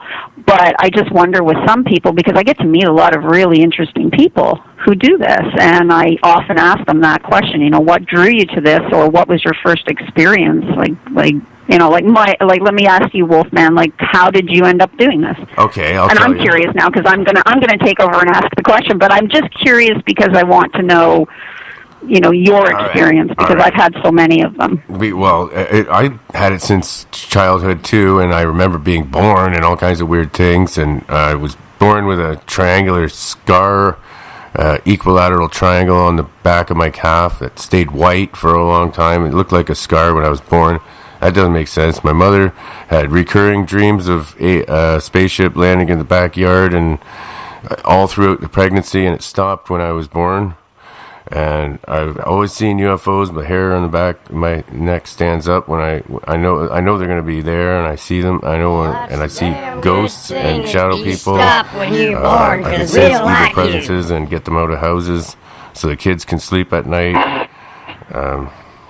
I don't know. Shall I go on? I've seen cryptids. I've seen a lake. I know what you're saying though, because it's just interesting. I guess some of us who have being able to be, I don't know sometimes what you want to call it. Also, I have a telepathic connection with certain people, and I don't need a cell phone. No, I agree. I'm the same way like that as well. I always know, with certain people as well, what's up, what's going on. It's just one of those things. I think it's, intuition and perception. And just from my, and I'm going to ask all of you guys if you feel the same. Now, obviously, Wolfman, you'll be more like I am in this respect, but, do you feel like everybody has an ability to do this? I do. I think everybody can do it, and you just have to listen to that little voice. That's what I always say. Listen to that little voice and look around you for the odd thing in your environment. Always look to the sky. Always look around you for strange oddities in your environment. Well, I believe that too. Even when I speak at events and I talk to people about, my mediumship skills, and I say, well, I don't feel like I'm really special here. I don't. I believe that everybody has this ability. It's just if it's not turned on in the brain, or if it's been, negatively influenced by outside, opinions. Because let's face it, if you don't grow up in a very open family who believes in these kinds of things, obviously you're not going to believe in them yourself unless you get smacked in the face with it, right? But I just find that, like I say, I think everybody is able to do it like you, it's whether or not they're open to it or they're perceptive, or you're right, just pay attention to what's going on around you and understand that, as I was saying with Jeff earlier, that for me the whole thing is about physics and energy, and even, now they're talking with quantum physics. There's been a few people who are saying that, when you die, your spirit or your energy, soul, whatever you want to call it, passes into another universe. And so, Jeff, since you're the science guy, do you feel that that's possible or plausible?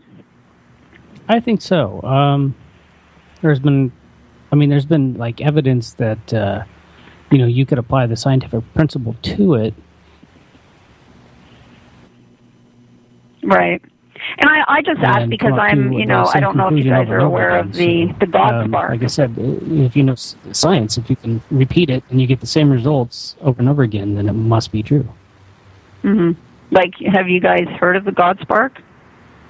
I have. It happens when you're born. It happens when you die. Yeah, I'm familiar with right. It's that moment when your consciousness enters your body and when it leaves it. So what is that? Is it your soul? Is it the energy that makes you who you are? We don't know, right? Even science doesn't know. They've been able to visually capture it. They've been able to see it happen, but they don't really understand in the brain what switches that on and what switches it off. But my interest is, as I'm saying with the physics side of it, is once you can't, I mean, energy can neither be created nor destroyed, as they say. So if that is the case, we are created, but yet we are created with energy that already exists in the universe, and when we die, it goes back into the universe. So that's why I asked about multiple universes, because I'm kind of the mind of single-mindedness. If you pass on, your energy goes back into the same universe in which we dwell, which to me makes sense, because when we access this, like Wolfman, if you and I are in an environment and we are approached by an entity, a spirit, whatever, if they're talking to us, if you hear them, I don't know if you hear them, do they speak to you? Yeah. Or do you just see them? Yeah. I actually, you know what? I'll tell you something. In some of the shows that I've done lately, there's EVPs in my shows. Mm-hmm. I can hear the voices. I don't know. You'll get that, yeah. And I find that interesting because, like I say, it's like if they were somewhere else, how would we connect with them? The last thing I heard was really creepy. It said something about murder in a really whispering voice. Yeah. Yeah. Well, I've had, like I say, I've had a couple of places where I've been like that, and we've gotten those EVPs, and they just, you listen to them back, and you're like, is this for real? Like, is you sure somebody's not back there just going, kill that? I got to tell you, I haven't found the exact spot back yet, and I've been trying to find it back in that recording. Maybe it was just in my head. Because I haven't found it back yet, but I heard it clear. The funny thing is, we did an investigation in just outside of Hamilton on the way to Brantford. There's a little school called the Langford School, and it's no longer a school, but this couple bought the building to preserve it. It's an old schoolhouse. It was built in the 1800s. They use it now for social events and rent it out for weddings and things like that. We did a couple of paranormal investigations in there.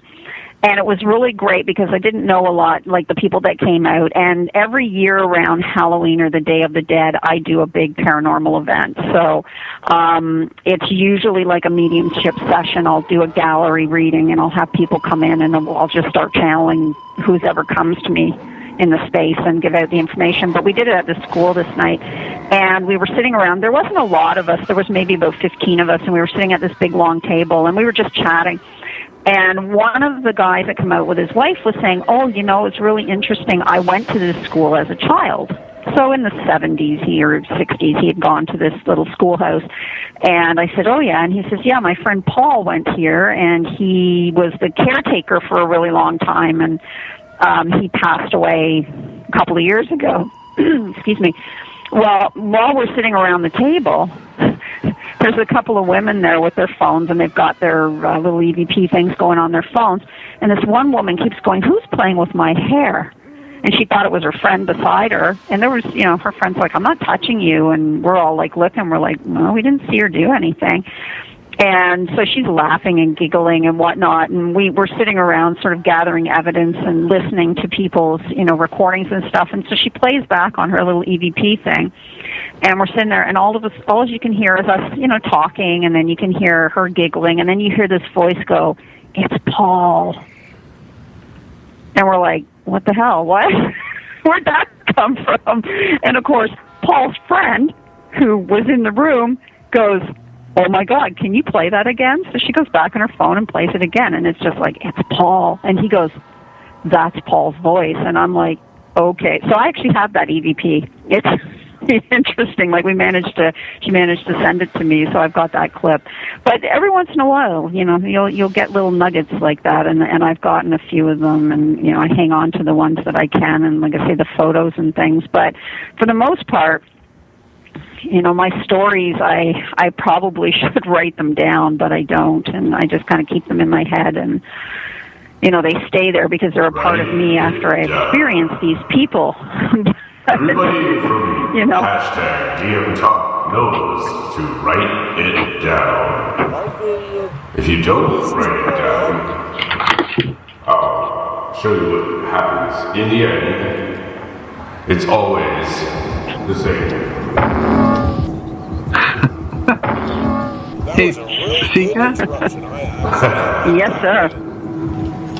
Have you found anything in archaeology besides, the spirit world? Did you ever find anything on the battlefields? Oh, we find a lot of things. Yeah, I mean, when artifacts all the time. I mean, those are things that are just expected to be found. We find things like buckles, buttons, pieces of old firearms, like a long bess, or you'll find a flintlock dog head, or pieces, things like that stay in the ground. Depending on where I've been now, War of 1812 sites. Generally, you're getting musket balls and like I say, buckles off of shoes or belts or bags. Sometimes you'll find a few pieces of leather, lots of pipes, little pieces of clay pipe from the British soldiers, and you'll get things like that. Nothing, we're not finding bones and body parts, right? Oh wow! Yes. Now I know what I found. That pipe. I thought was an Indian or a Native American. May have been just from the soldiers. It was a clay pipe. What did it look like? Was it a white clay pipe? It was kind of a sandstone color, like. Okay, so you may have. And what was the shape on it? Because I also make Indian, like First Nations effigy pipes. I do a lot of copies of stuff for museums and things. It was quite delicate. It was. I can't remember what happened to it now. I found it in the field when I was growing tobacco, when I was plowing. Now, was it a long stem or a thicker, shorter stem? It had a really nice, straight, thin, very delicate stem, and it was half broken off. Okay, and was it sort of like a yellowy sandstone color, or exactly. was it? Yep. Yeah, that's what it was. Yep. Okay, those are English stem pipes. They're the clay pipes. They were very popular in the 1800s for a lot of the farmers and workers and things. So. That's what it was. Wow! All right. That's so cool. We came to the bottom of something. But those are always cool finds, right? I mean, those kinds of things really that, when you find stuff like that, they're great to hang on to. I mean, you're technically not supposed to, but... Sika, I really appreciate that. You got to the bottom of one of the things I was investigating for me. You know what's really weird? I can't log into Twitter. I've been cut off. Down for me too, man. Really? You can't log into Twitter? Really? Okay, let me. Now you guys have got me. You've got me intrigued, and you know why I'll say this? Because it's funny, because every single time I end up doing things with people, electronic things don't work anymore. I have a bad habit of being able to. I'm one of those people that will walk under streetlights and watch them go out. I'm going to try Person named Sika must be hooker. I know this. Anyways, that is really weird. I've never encountered this before. I'm going to try it on my cell phone during this break. Yeah, that's what I was doing. and see what happens. That is really weird. Okay, I got to try. Weirdness abounds. All right, we're taking a break right now, everybody. Well, you'd messed this one up really good, Wolfman. You fuck off. On Monster Castle Paranormal Radio. All right, and we have Sika from Port Colborne, Ontario, and she is just a fountain of knowledge. Wow. Historian, medium. Oh, man. We got to get into that. Your mediumship and stuff like that next, I think. I don't know. We will. But I'll just let you go. Whatever you want to talk about, it's great. Everything, I'm sucking it right up. Stay away from this Sika if you know a damn good and right for you. She is we can all devil talk, lady from. It's just if Okay, so here's something really weird, guys. I'm trying to access it on my phone, and it's telling me the connection was just interrupted. What? And yep. And Twitter? it's now let me in, but it literally said my connection was interrupted and it would not let me in initially. I think it's Elijah. That's Elijah. Well, no, because I'm on my cell phone pulling up Twitter, so there shouldn't really be any weirdness there. No. Okay. Twitter's but working. Apparently there was. TweetDeck is done. It's shot. Oh, it was working up till now. And that won't let me sign in. It just keeps going back to the sign-in page. For the the craziness that ensues when We're going to break. KTLK Digital Broadcasting Network. You guys have a break. We'll figure this out.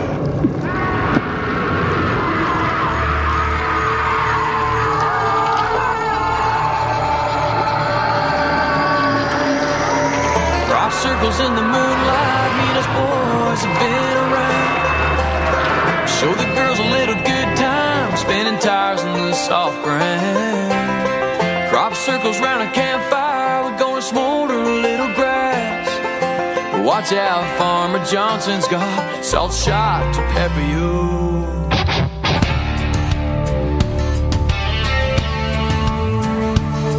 Farmer Johnson's got a shotgun, running naked through a cornfield.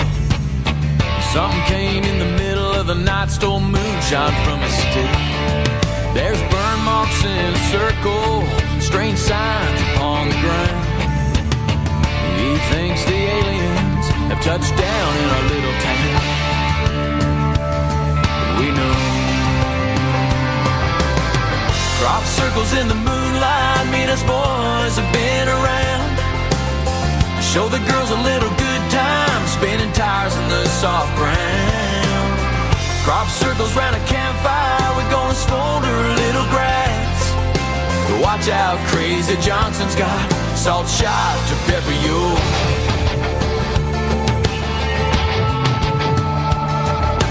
Johnson took his hat off, open mic at the town hall.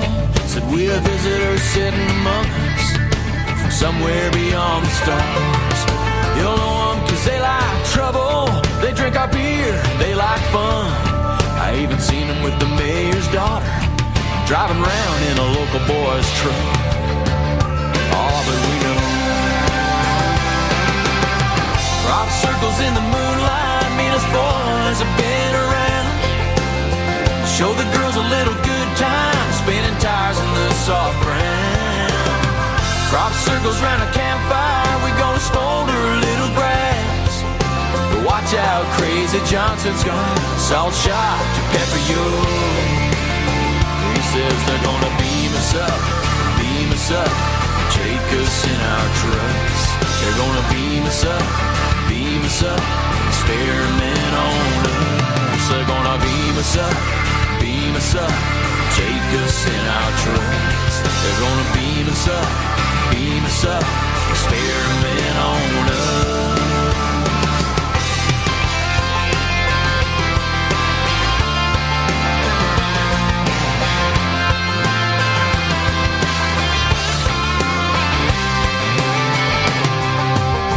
Crop circles in the moonlight, me and us boys have been around. Show you girls a little good time, spinning tires in the soft ground. Crop circles round a campfire, we're gonna smolder a little grass. But watch out, Crazy Johnson's got salt shot to pepper you. Yeah, girls, we're gonna beam you up, take you in our trucks. Beam you up, experiment on love. We're gonna beam you up, take you in our trucks. We're gonna beam you up, experiment on love. But I won't be here. Half hour time. If you want to be, you can. I'll be sleeping. We're doing Dirty Rotten Taro, and if you want to call in for a reading, I'll do a reading for you. Oh, hey. And here we go with the Monster song. This is all, a lot of this is all original stuff. I do a bit of music. That's me. Good for you. This is our closer song. I haven't quite finished it. This is the Monster song from Monster Rock Paranormal. But I don't know. I just want to say thanks to everyone for coming out, and we are coming back with Dirty Rotten Taro. I believe Kurt Green will be joining us. I don't know about you guys. Jeff, Darren, you got anything to say before the end of the show? I just want to say thank you for coming on. Yeah. I am coming back. Yeah, thank you guys. I had a good time. Shit, you know. It's a goddamn shit show from here on. I am taking over. Wolfman, you're a fucking idiot. In my country, we do other kinds of dance. We jump up and down, and we don't eat cows. You barbaric pieces of crap, you people. How can you eat cow here? You go to McDonald's eating cow. We will actually worship the cow. Do you worship cows? You do not worship cows. In my country, we worship the cows. Some of the bad boys, they even fuck them a little bit. Very bad boys. They should not do fucking of animals. But you know.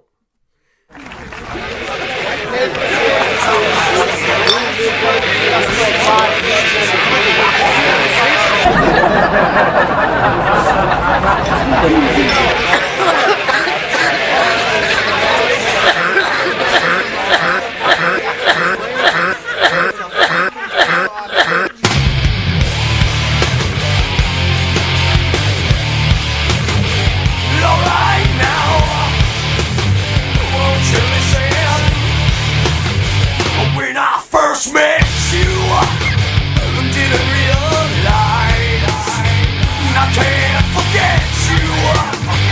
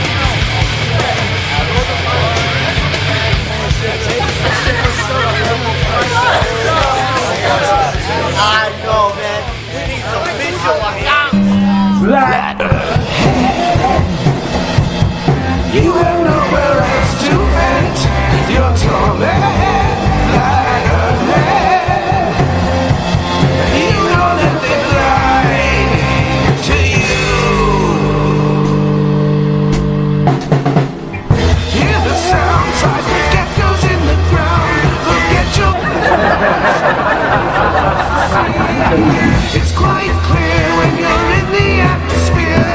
Aliens appear. The earth is a sphere.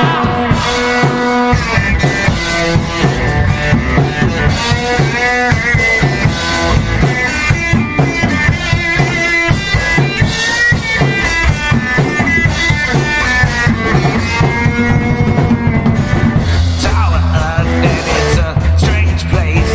Do we really know if anything is real? It's a nice ball and it's out in outer space. It's a nice place. It's a weird place.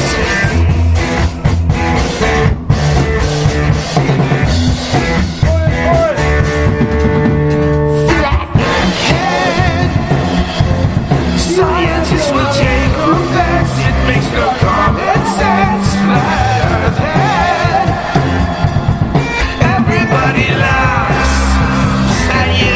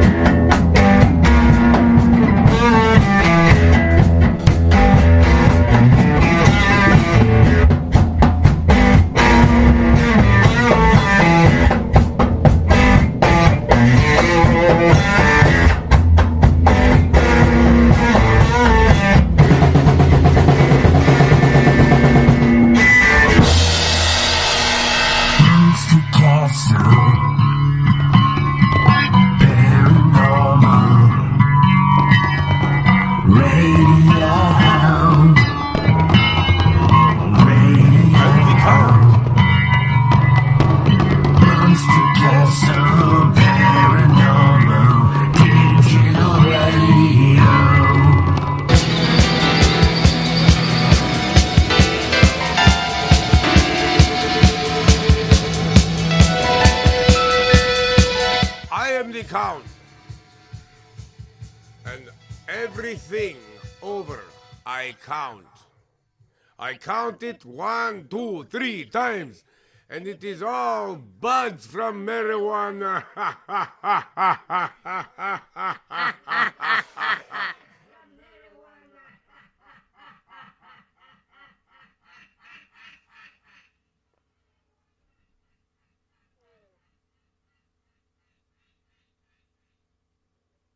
I don't know how I did that. That blew me away. How did it echo? I didn't echo it. Oh man, I am in the fucking dungeon, baby. Can you dig it? It's a magazine.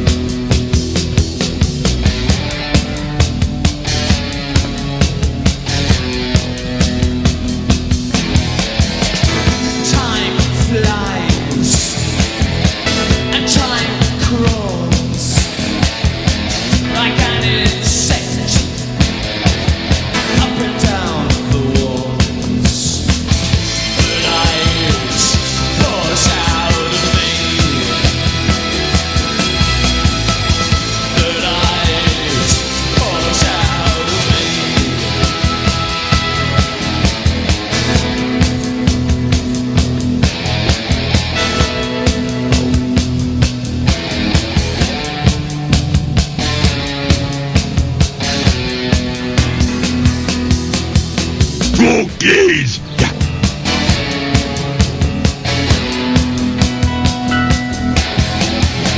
La conspiration, tout silence devrait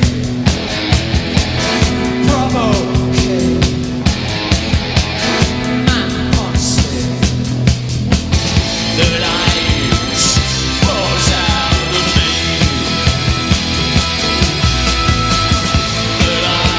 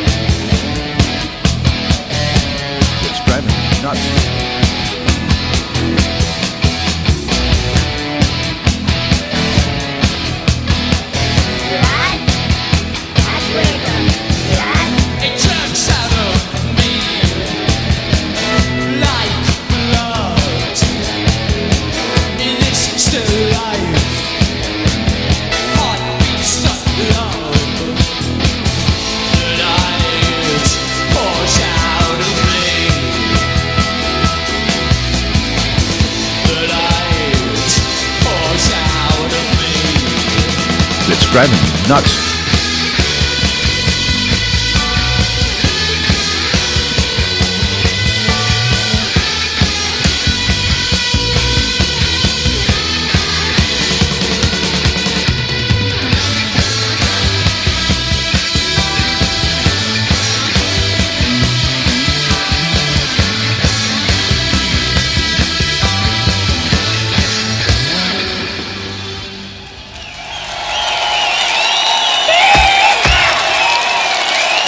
What's up, Doc?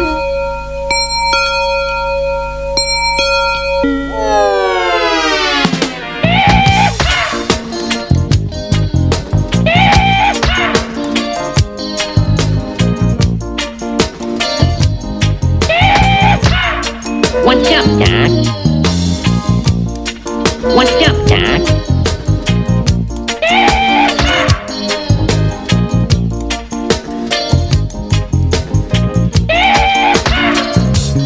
What's up, Doc? FG. Le son du troisième. Why the fighting war? Said I wonder why, man. Why the fighting war?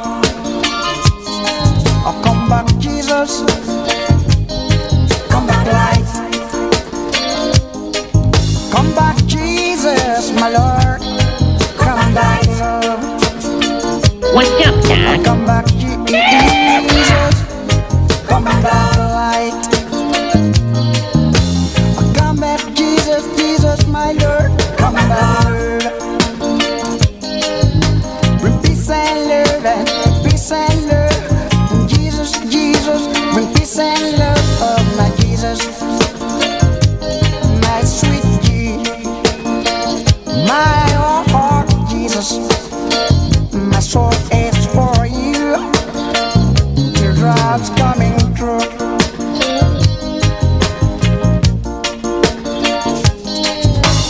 Why the fighting war? Now wonder why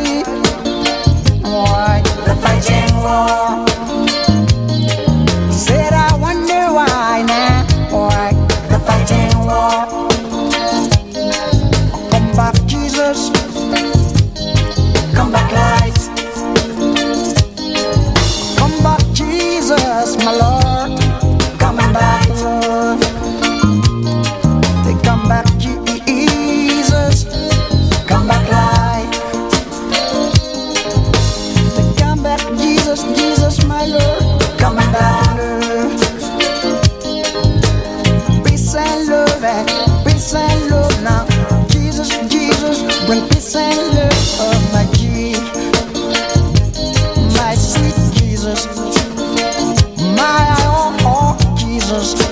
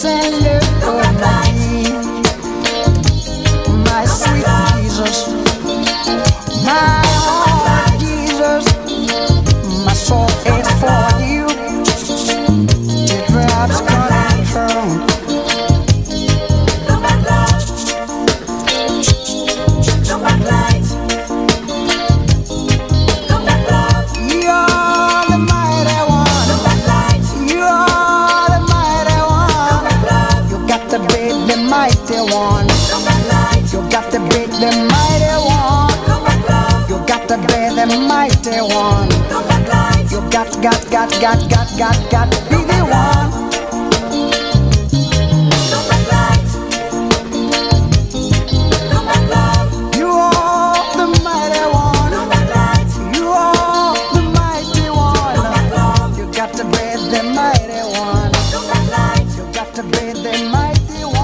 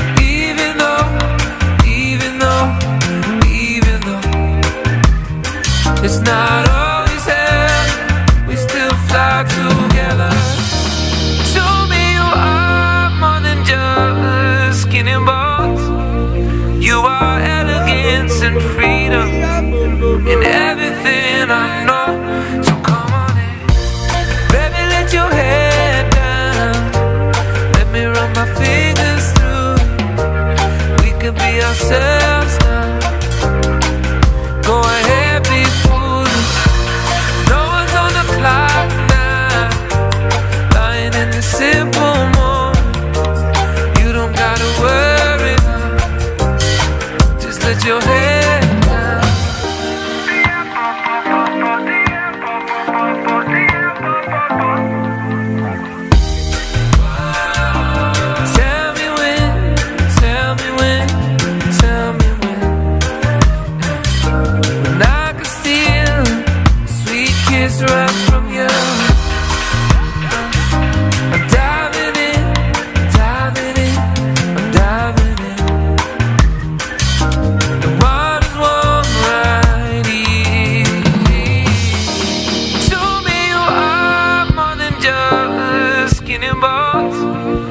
You are elegance and freedom in everything I know. So come on in, baby, let your head down. Let me run my fingers through it. We could be ourselves now. Go ahead, be foolish. No one's on the clock now. Lying in the simple moment. You don't gotta worry, just let your head down.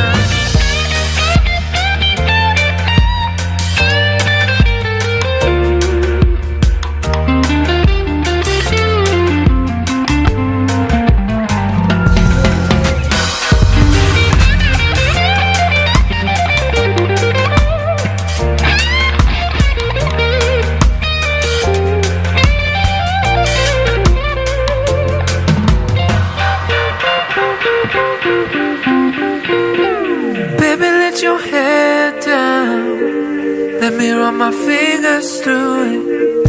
We can be ourselves now. Go ahead, be foolish.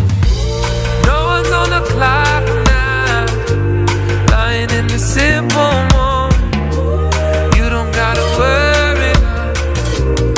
Just let your head down. You don't gotta worry, yeah.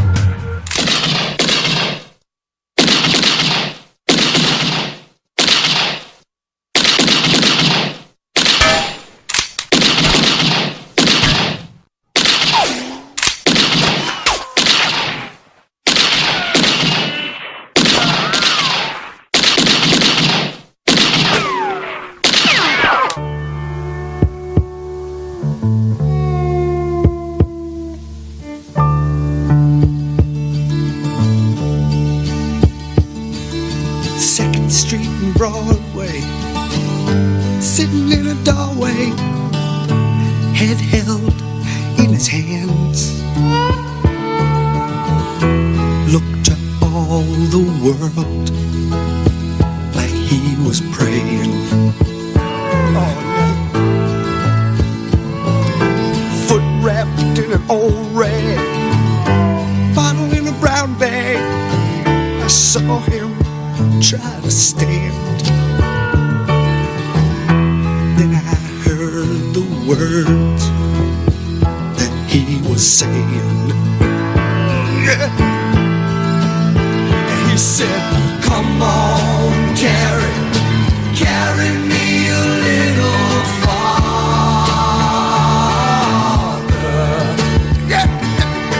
Come on, carry me one more mile. No. I don't know where it's leading to, but I know I can make it if I lean on you. So come on, carry me a little. Yes, I carry you. I carry me a little. Come on, carry me a little while. Carry me. Well, he struggled to his feet and staggered down the street to the window of a five and dime. He stood and laughed a while at his reflection. then I heard him shouting something about a mountain he could surely climb if she was only there to point the right direction. But she ain't no, he said, come on, carry me a little farther.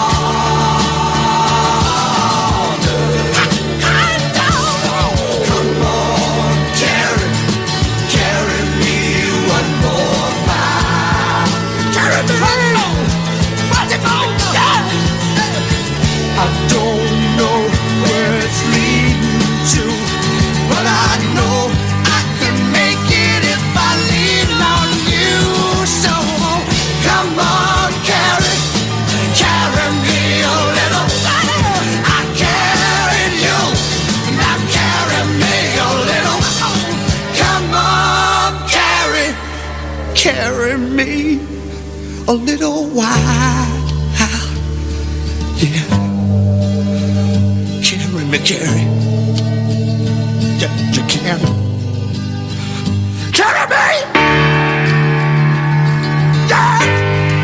Oh.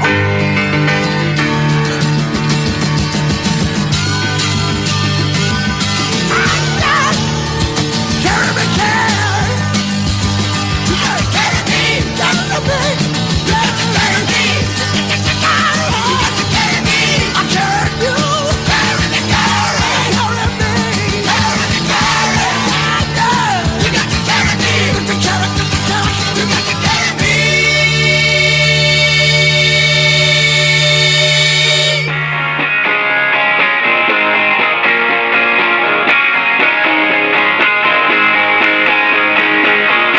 Left town and soon came up.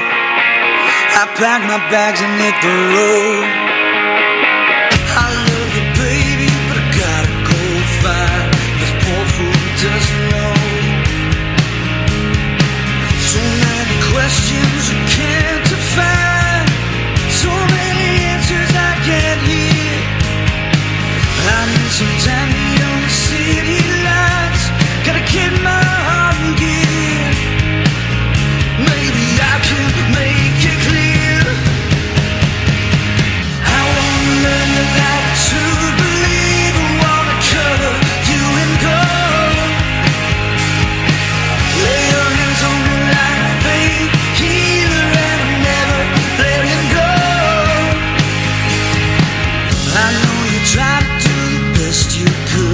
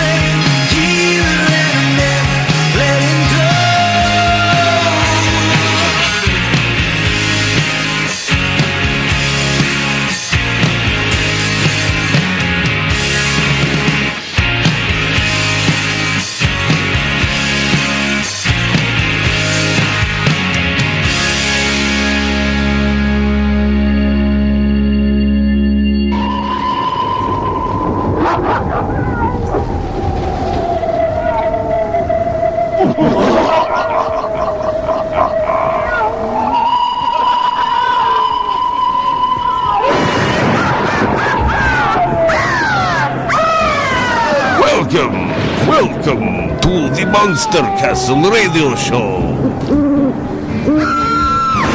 For the extreme paranormal listener.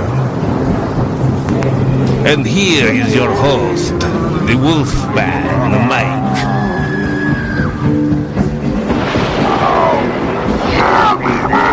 Dig it, oh yeah. This is where the real freaks hang out, alright, yeah.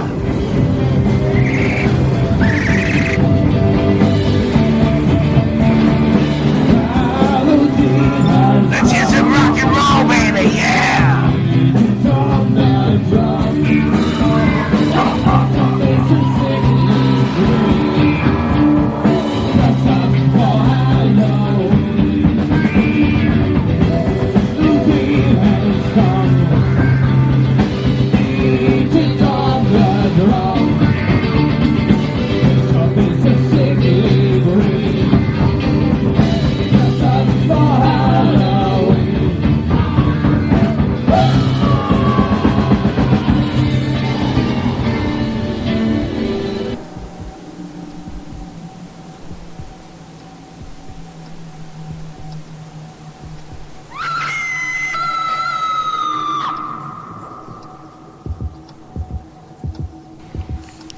Good evening, everybody, and welcome to the Monster Castle Paranormal Radio. And this is your host, the Wolfman, Mike. Alright, yeah. Can you dig it? Yeah. And I have my panel, and I would, what should I call you guys? My monster crew? Wolf Pack. Wolf Pack. Obvious. All right. Okay. The Wolf Pack. We got Jeff the Gray. All right. Here I am. Hey, guys. And we've got Darren. I'm here. We should give you some kind of a title too, but we'll come up with something yet. And our fans, I think we're going to call our fans the Monster Freaks. What do you think, guys? It's really if they catchy. Like it. You should ask them what I Yeah, if they like it. That's right, if they like it. Well, what do you guys think out there? If there's somebody in the chat room. Here we go. We got yep. There he's it's Les, isn't that Les W? It's Les, yeah. All right. Okay. So he wants to know if there's any action going on. All right, this is our guest Jordan Bonaparte. Can you say hi to everyone? Hello, everybody. How you doing? Monster Freaks. Oh, yeah. He's all right. We're going to get into some really cool stuff. It's a Canadian paranormal show. And I was looking for somebody that might know something about the Oak Island mystery and the Bell Island boom and the what's that? The UFO sighting. The Shag Harbor. Shag Harbor. Yeah. Oh yeah, you're right up my alley with this stuff. Yeah, and that's all it. That's all. Found the right person. If I have any skills in this world, it's that I know about the Bell Island boom, Oak Island money pit, and the Shag Harbor UFO sighting. So that's what I want to talk about. And you found your unicorn. I got a song called White Unicorn, actually. But is it about me? Maybe. I don't know. You never know. Sometimes I write things and I don't know what it's about until later. Yeah. So you found the right guy. These things are. I'm from Nova Scotia, so Oak Island is very near my house. It's about I guess probably about a 40-minute drive. I've been there a whole bunch of times, toured the island several times, and met a lot of the. Sorry. How far north is it?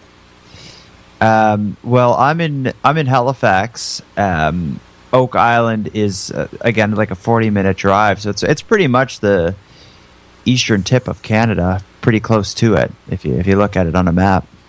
How far from the States? Oh God, where are the States at from here? I don't know. That's I'm asking. We're not far from Boston. Like that'd be like if you to get from Halifax where I live to Boston, I think it's like a 8 or 10 hour drive. I'll be there I'll be there this our Thanksgiving, the U.S. Thanksgiving holiday. So okay, cool. Well, we should come. You should come up around here in the summer. It's like it gets the winters. There's not a whole lot going on, but in the summer there's a lot to do. And in fact, if you're into Oak Island, they do private tours during the summer where it's costs next to nothing. You can get a ticket, and you walk through the island, and you go through all the kind of the cool spots from the show. And you'll get to meet some of the characters, but some of the cast from the show because they're there filming as these tours are going on.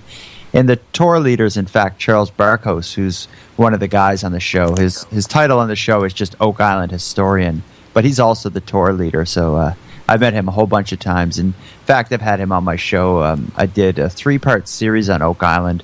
Part 1 covers just the timeline of the treasure hunt and basically what's happened with the island since for the last 221 years, basically. The second part of that series is an interview with Charles Barkos about his history with the island.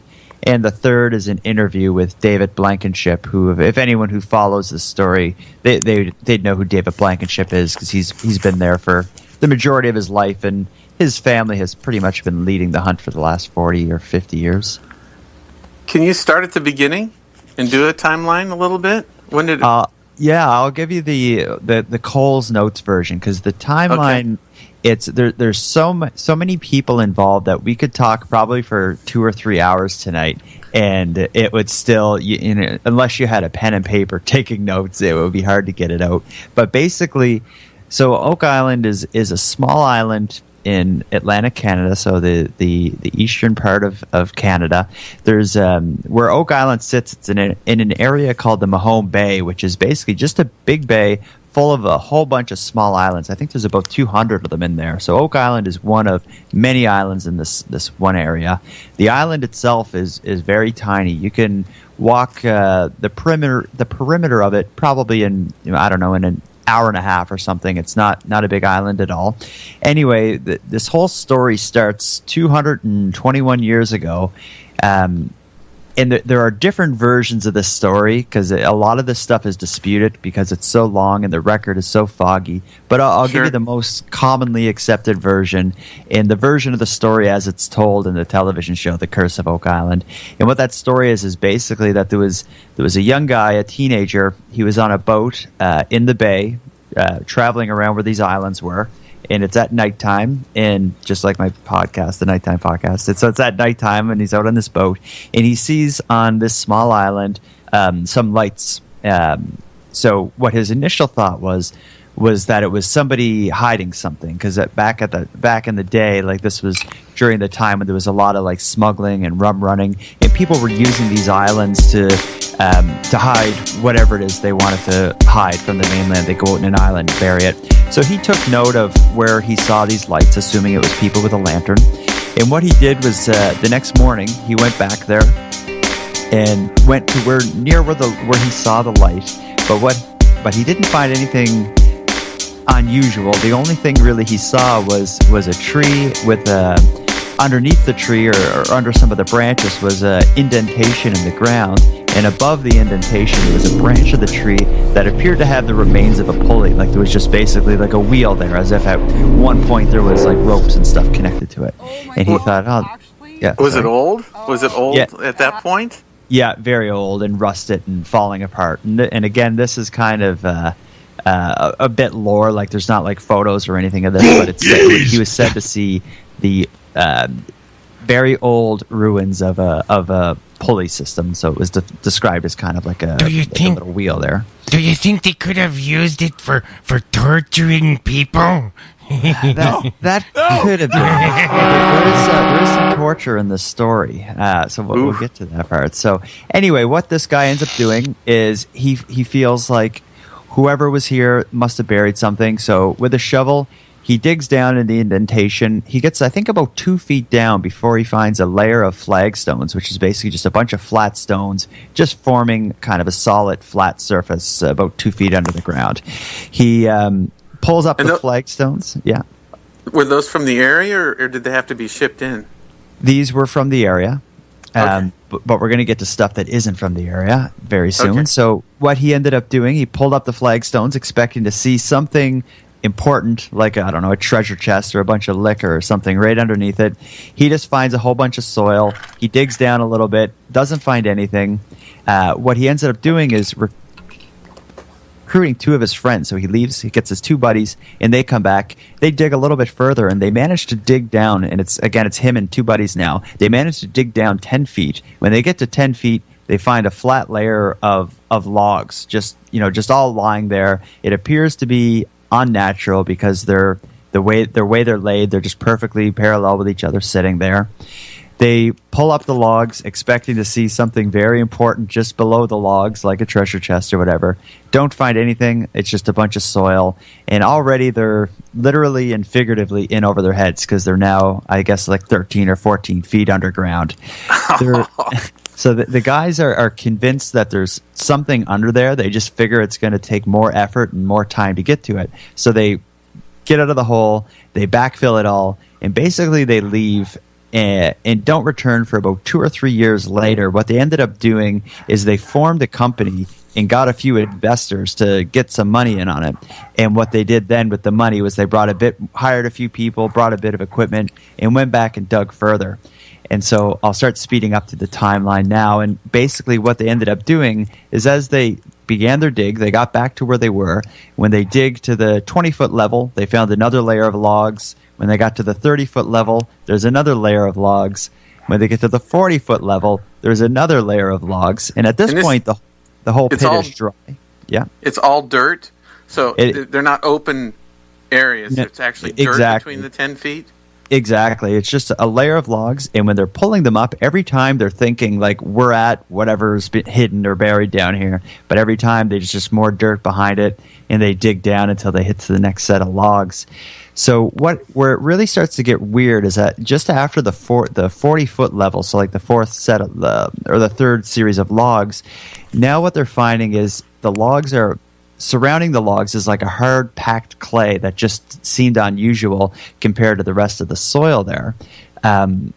When they get a bit further, what they end up finding further down, I think around the 60-foot level, is not only is the logs covered in this packed clay, but it's also they're finding layers of coconut fibers.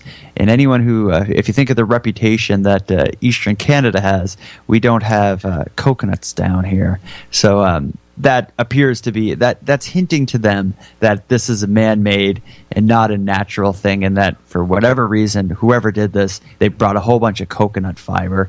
And that's something that comes up in the Oak Island story. Is there's coconut fiber all over this island, appearing to be used for something related to whatever's buried down here. So is it a square hole? The initial pit, this area that I'm describing is called the Money Pit, and it was a square hole that these fellas were digging. But there's since then there's been a whole lot of holes, because what ended up happening, and here's where the real mystery starts, is when they got to 90 feet down, they found a large flat stone that appeared to have a carving in it of some kind of coded text. Nobody's really been able to determine what this rock or stone says, and the stone has since been lost, so there's no record of it. There is you'll find online and in the TV show and all this stuff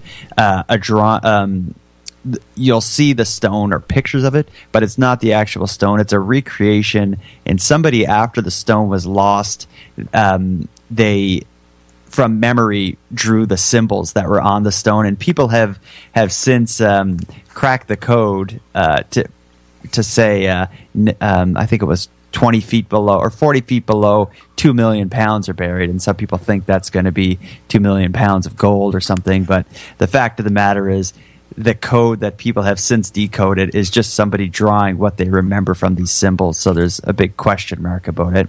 But anyway, after this stone was found at the 90-foot level, they call it the 90-foot stone, the team at this time that was digging, and this isn't these three guys anymore. At this point, those three guys have given up, and other treasure hunters have picked up after them, and that's something that went on through Oak Island history, is people will run out of money, give up, and somebody else basically picks up where they left off. But at the 90-foot level, after that stone, people were convinced that now that just beyond the stone and just beyond the logs that lie under the stone, that's certainly where the treasure is. And somebody said to have taken a large iron rod and stuffed it down between the logs to try to pry the logs open, just as the sun was setting. And then they said, let's wait until the morning. We'll come back and pull up the next set of logs, in the morning. So they get out of the pit. But what ended up happening was when they came back the next day, it was pretty much filled to the top with seawater. So what people believe happened is that beyond the 90-foot stone, there was a booby trap, and by sticking the rod down between the logs, that may have set off the booby trap and filled it with water. And some people believe that all of the clay that was surrounding the logs above it was put there as a means of keeping the water out and basically having this thing set up to be watertight. So nobody really knows what was at the bottom. It filled with water, and for years people have tried to get back down there, and they just can't seem to do it no matter what equipment they use. And again, as history went on, companies would run out of money, new people get involved, run out of money, someone else would get involved with a different method. One of the methods that they used was to try to cut off the supply of water from the ocean into the center of the island where this pit was being dug. And what they ended up finding was a series of man-made tunnels, basically, that people have been calling them finger drains or box drains. And it's basically these man-made drains that are built using a certain, basically large stones underground, covered in coconut fiber. And the coconut fiber almost works as a filter, so there's no soil between the stones. This allows the water to run from the ocean under the island towards the pit that they're digging, which they call the money pit. So there's a lot going on there, and there seems to be a ancient, and we say ancient, people believe it, whatever was built on Oak Island or whatever was put there was probably put there around the 17th century, but they don't know for sure. But whoever did it, if there's even anything there, it was a massive engineering project that involved basically digging up the entire island, building stuff, and then rebuilding the entire island. Yeah. Okay, but have they ever used a large hoe? Mm-hmm. There was they used a very large hoe. There was one guy. His last name is Dunfield, but people call him Dumbfield because his method. He took over the island, I think, at around 1950. He was an American, worked in the oil industry, and his method. And again, everyone before him, everybody had their own technique of how they were going to, crack the code and get there. His technique was to bring in the biggest machinery the island's ever seen, which included some massive cranes and just heavy bulldozers and all those, big crazy equipment. And basically what he did was just pretty much raped and pillaged the entire island. He dug deeper than's ever been dug there, changed the landscape of the entire island. In fact, his work on the island was so damaging and extensive that every map and everything all the work that was done before him is almost irrelevant and unusual now and unusable now, because the landscape and the geography of the island is so changed by what he did. In fact, the original money pit that I described that they were digging 221 years ago, they don't even know where that is now because he changed the island so much they can't identify it. Did he find anything? Did he find the booby trap flood tunnels? Man. Yeah, well, he was said to have found them, and he was said to have destroyed them. That deserves bonks, man. That what we do on this show, like when people do dumb things like that, we give them bonks. So like bonks to that guy that did that. That's dumb. Well, he goes down. He's going down in history as Dumbfield, and any Oak Island enthusiasts will roll their eyes when his name comes up, because he was so confident that he didn't take any care to organize what he was doing or save any of the things that he was like. He found a lot of artifacts under the ground, but he didn't really save it or catalog it in any way or share it with anybody really, because in his mind he was always just like one more crane scoop away from finding, whatever the hell's down there. The only thing really he left behind that's of any value is right now, and if you watch the television show, there's a causeway that leads from the mainland onto the island. That was his work. He had that built as a means to bring the heavy equipment he used onto the island. But now that's the way people get on the island. It used to be by ferry, but he had that causeway built. So did they record anything that he found, or did he ever share it with anybody? Throughout history, people have archived a whole lot of stuff. In fact, there's a museum on the island. When you go there, the first stop is the museum, where there's a massive collection of things that have been dug from, that have been pulled out of the ground, including the year they were pulled out of the ground and how deep underground these things were found. The things that were found I found the most interesting, having visited there, was a pair of scissors, Spanish scissors. I think they were found, I think it was about 80 feet underground, and the scissors were, they were able to date them in some way. I don't know if they can date metal or something, but I think the scissors were from like the early 1700s. Again, found about 80 feet underground, which just, to me, seems very deep for something to be. They found a lot of coins deep underground, but some of the most fascinating stuff they found is just links of chain and little shards of metal that were found, some stuff like 160 feet or 180 feet below ground. And to see like just a little link of chain pulled from that deep below ground, and just the amount, if it was a natural process that got it there, the amount of time it would take for it to end up there, to me seems like it's more than 400 or 500 years. Probably would predate the creation of chains and such. In fact, if you go on my my podcast Facebook, which is facebook.com/nighttime podcast, I have in like the photo section, I have a folder of photos related to Oak Island, and I have a whole bunch of photos that I took at the museum and various other places that I've been related to Oak Island. So you can see some of this stuff, but it's not like people who just get into it or are just hearing about it are looking for them to find something that's fantastic, like a religious artifact or something. They've never found anything like that. All they found is just enough to keep the treasure hunters interested and keep people involved. It's just been little things here and there, just enough to be like, well, this seems odd. Like, for example, like a piece of a chain or something. And sorry to interrupt you. What was your question? No. What happened to the first teenager? Did he stay his whole life, or did he give up on it? No, he ended up giving up So he was there, did a bit of digging, left for 2 or 3 years, found some investors and started a company and came back. They dug for, I think they had control of the island for about 3 years before they ran out of money and couldn't find any investors. And then they sold out to another company, although they still held, the original guy still held some shares in the company that took up after him. But again, just like the company before, they dug for a while, they ran into problems and sold. And if you look at the timeline of Oak Island, and that's why I kind of avoided getting into it, it's there's different companies, one after another, that would take over the island for 3 years to 5 years, and either would run out of money or just some terrible thing would happen. There has been, like if you watch the TV show, they bring it up a lot. There have been several deaths of people working on towards the treasure hunt. So far, there's been 6 fatalities. And when did those happen? The first one was in the very early days. It was they had a generator that was powered by gas that was down in the pit as people were digging. I think this was in the 1800s, and I'm just going off the top of my head, so these dates may be wrong.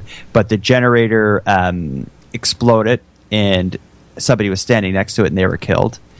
The next one was somebody fell. I think it was about an 80-foot pit was dug. Somebody fell into the pit and died. One of the that's 10x. This second death was I think was the original money pit. Nobody has died, luckily, in 10x, and 10x. I'll explain that in a sec. That's a newer. I thought somebody newer pit. There was a body down there that. But then I remember now they went and looked and actually didn't find one. Yeah, there's theories of there being bodies. That for one, the guy that fell into the pit that I just described, his body was never recovered. Some people think he may be there. He may still be down in the tunnel system below the island. But the next, there was, I think it was in the late 50s, they call it the Restall tragedy. Restall was the family's last name. He was an American motorcycle stuntman. He would do he'd drive like a motorcycle in a big metal, like a big ball kind of thing. He was like a circus performer. Oh yeah. He got interested in the island. Yeah, he got interested in the island, and his wife, and he moved his whole family, his children, and everything. They all moved to the island, and he was a treasure hunter for a period of time. But what ended up happening was him and his son and a few other employees, they were digging a pit, and there's a lot of deep underground. There's toxic gases and all this stuff that can screw you up. He was affected by the gas. Did you get high off him? Yeah, I think beyond high. I think unconscious off it. So he fell. He fell. Okay, I won't go there. Or he fell from a ladder down to the pit. His son tried to save him, and a worker tried to save his son, and they 3 or 4 of them died all on this day. They were actually the hunters before Dunfield that I told you about. Dunfield took up after them, but that was the worst tragedy. But if we were to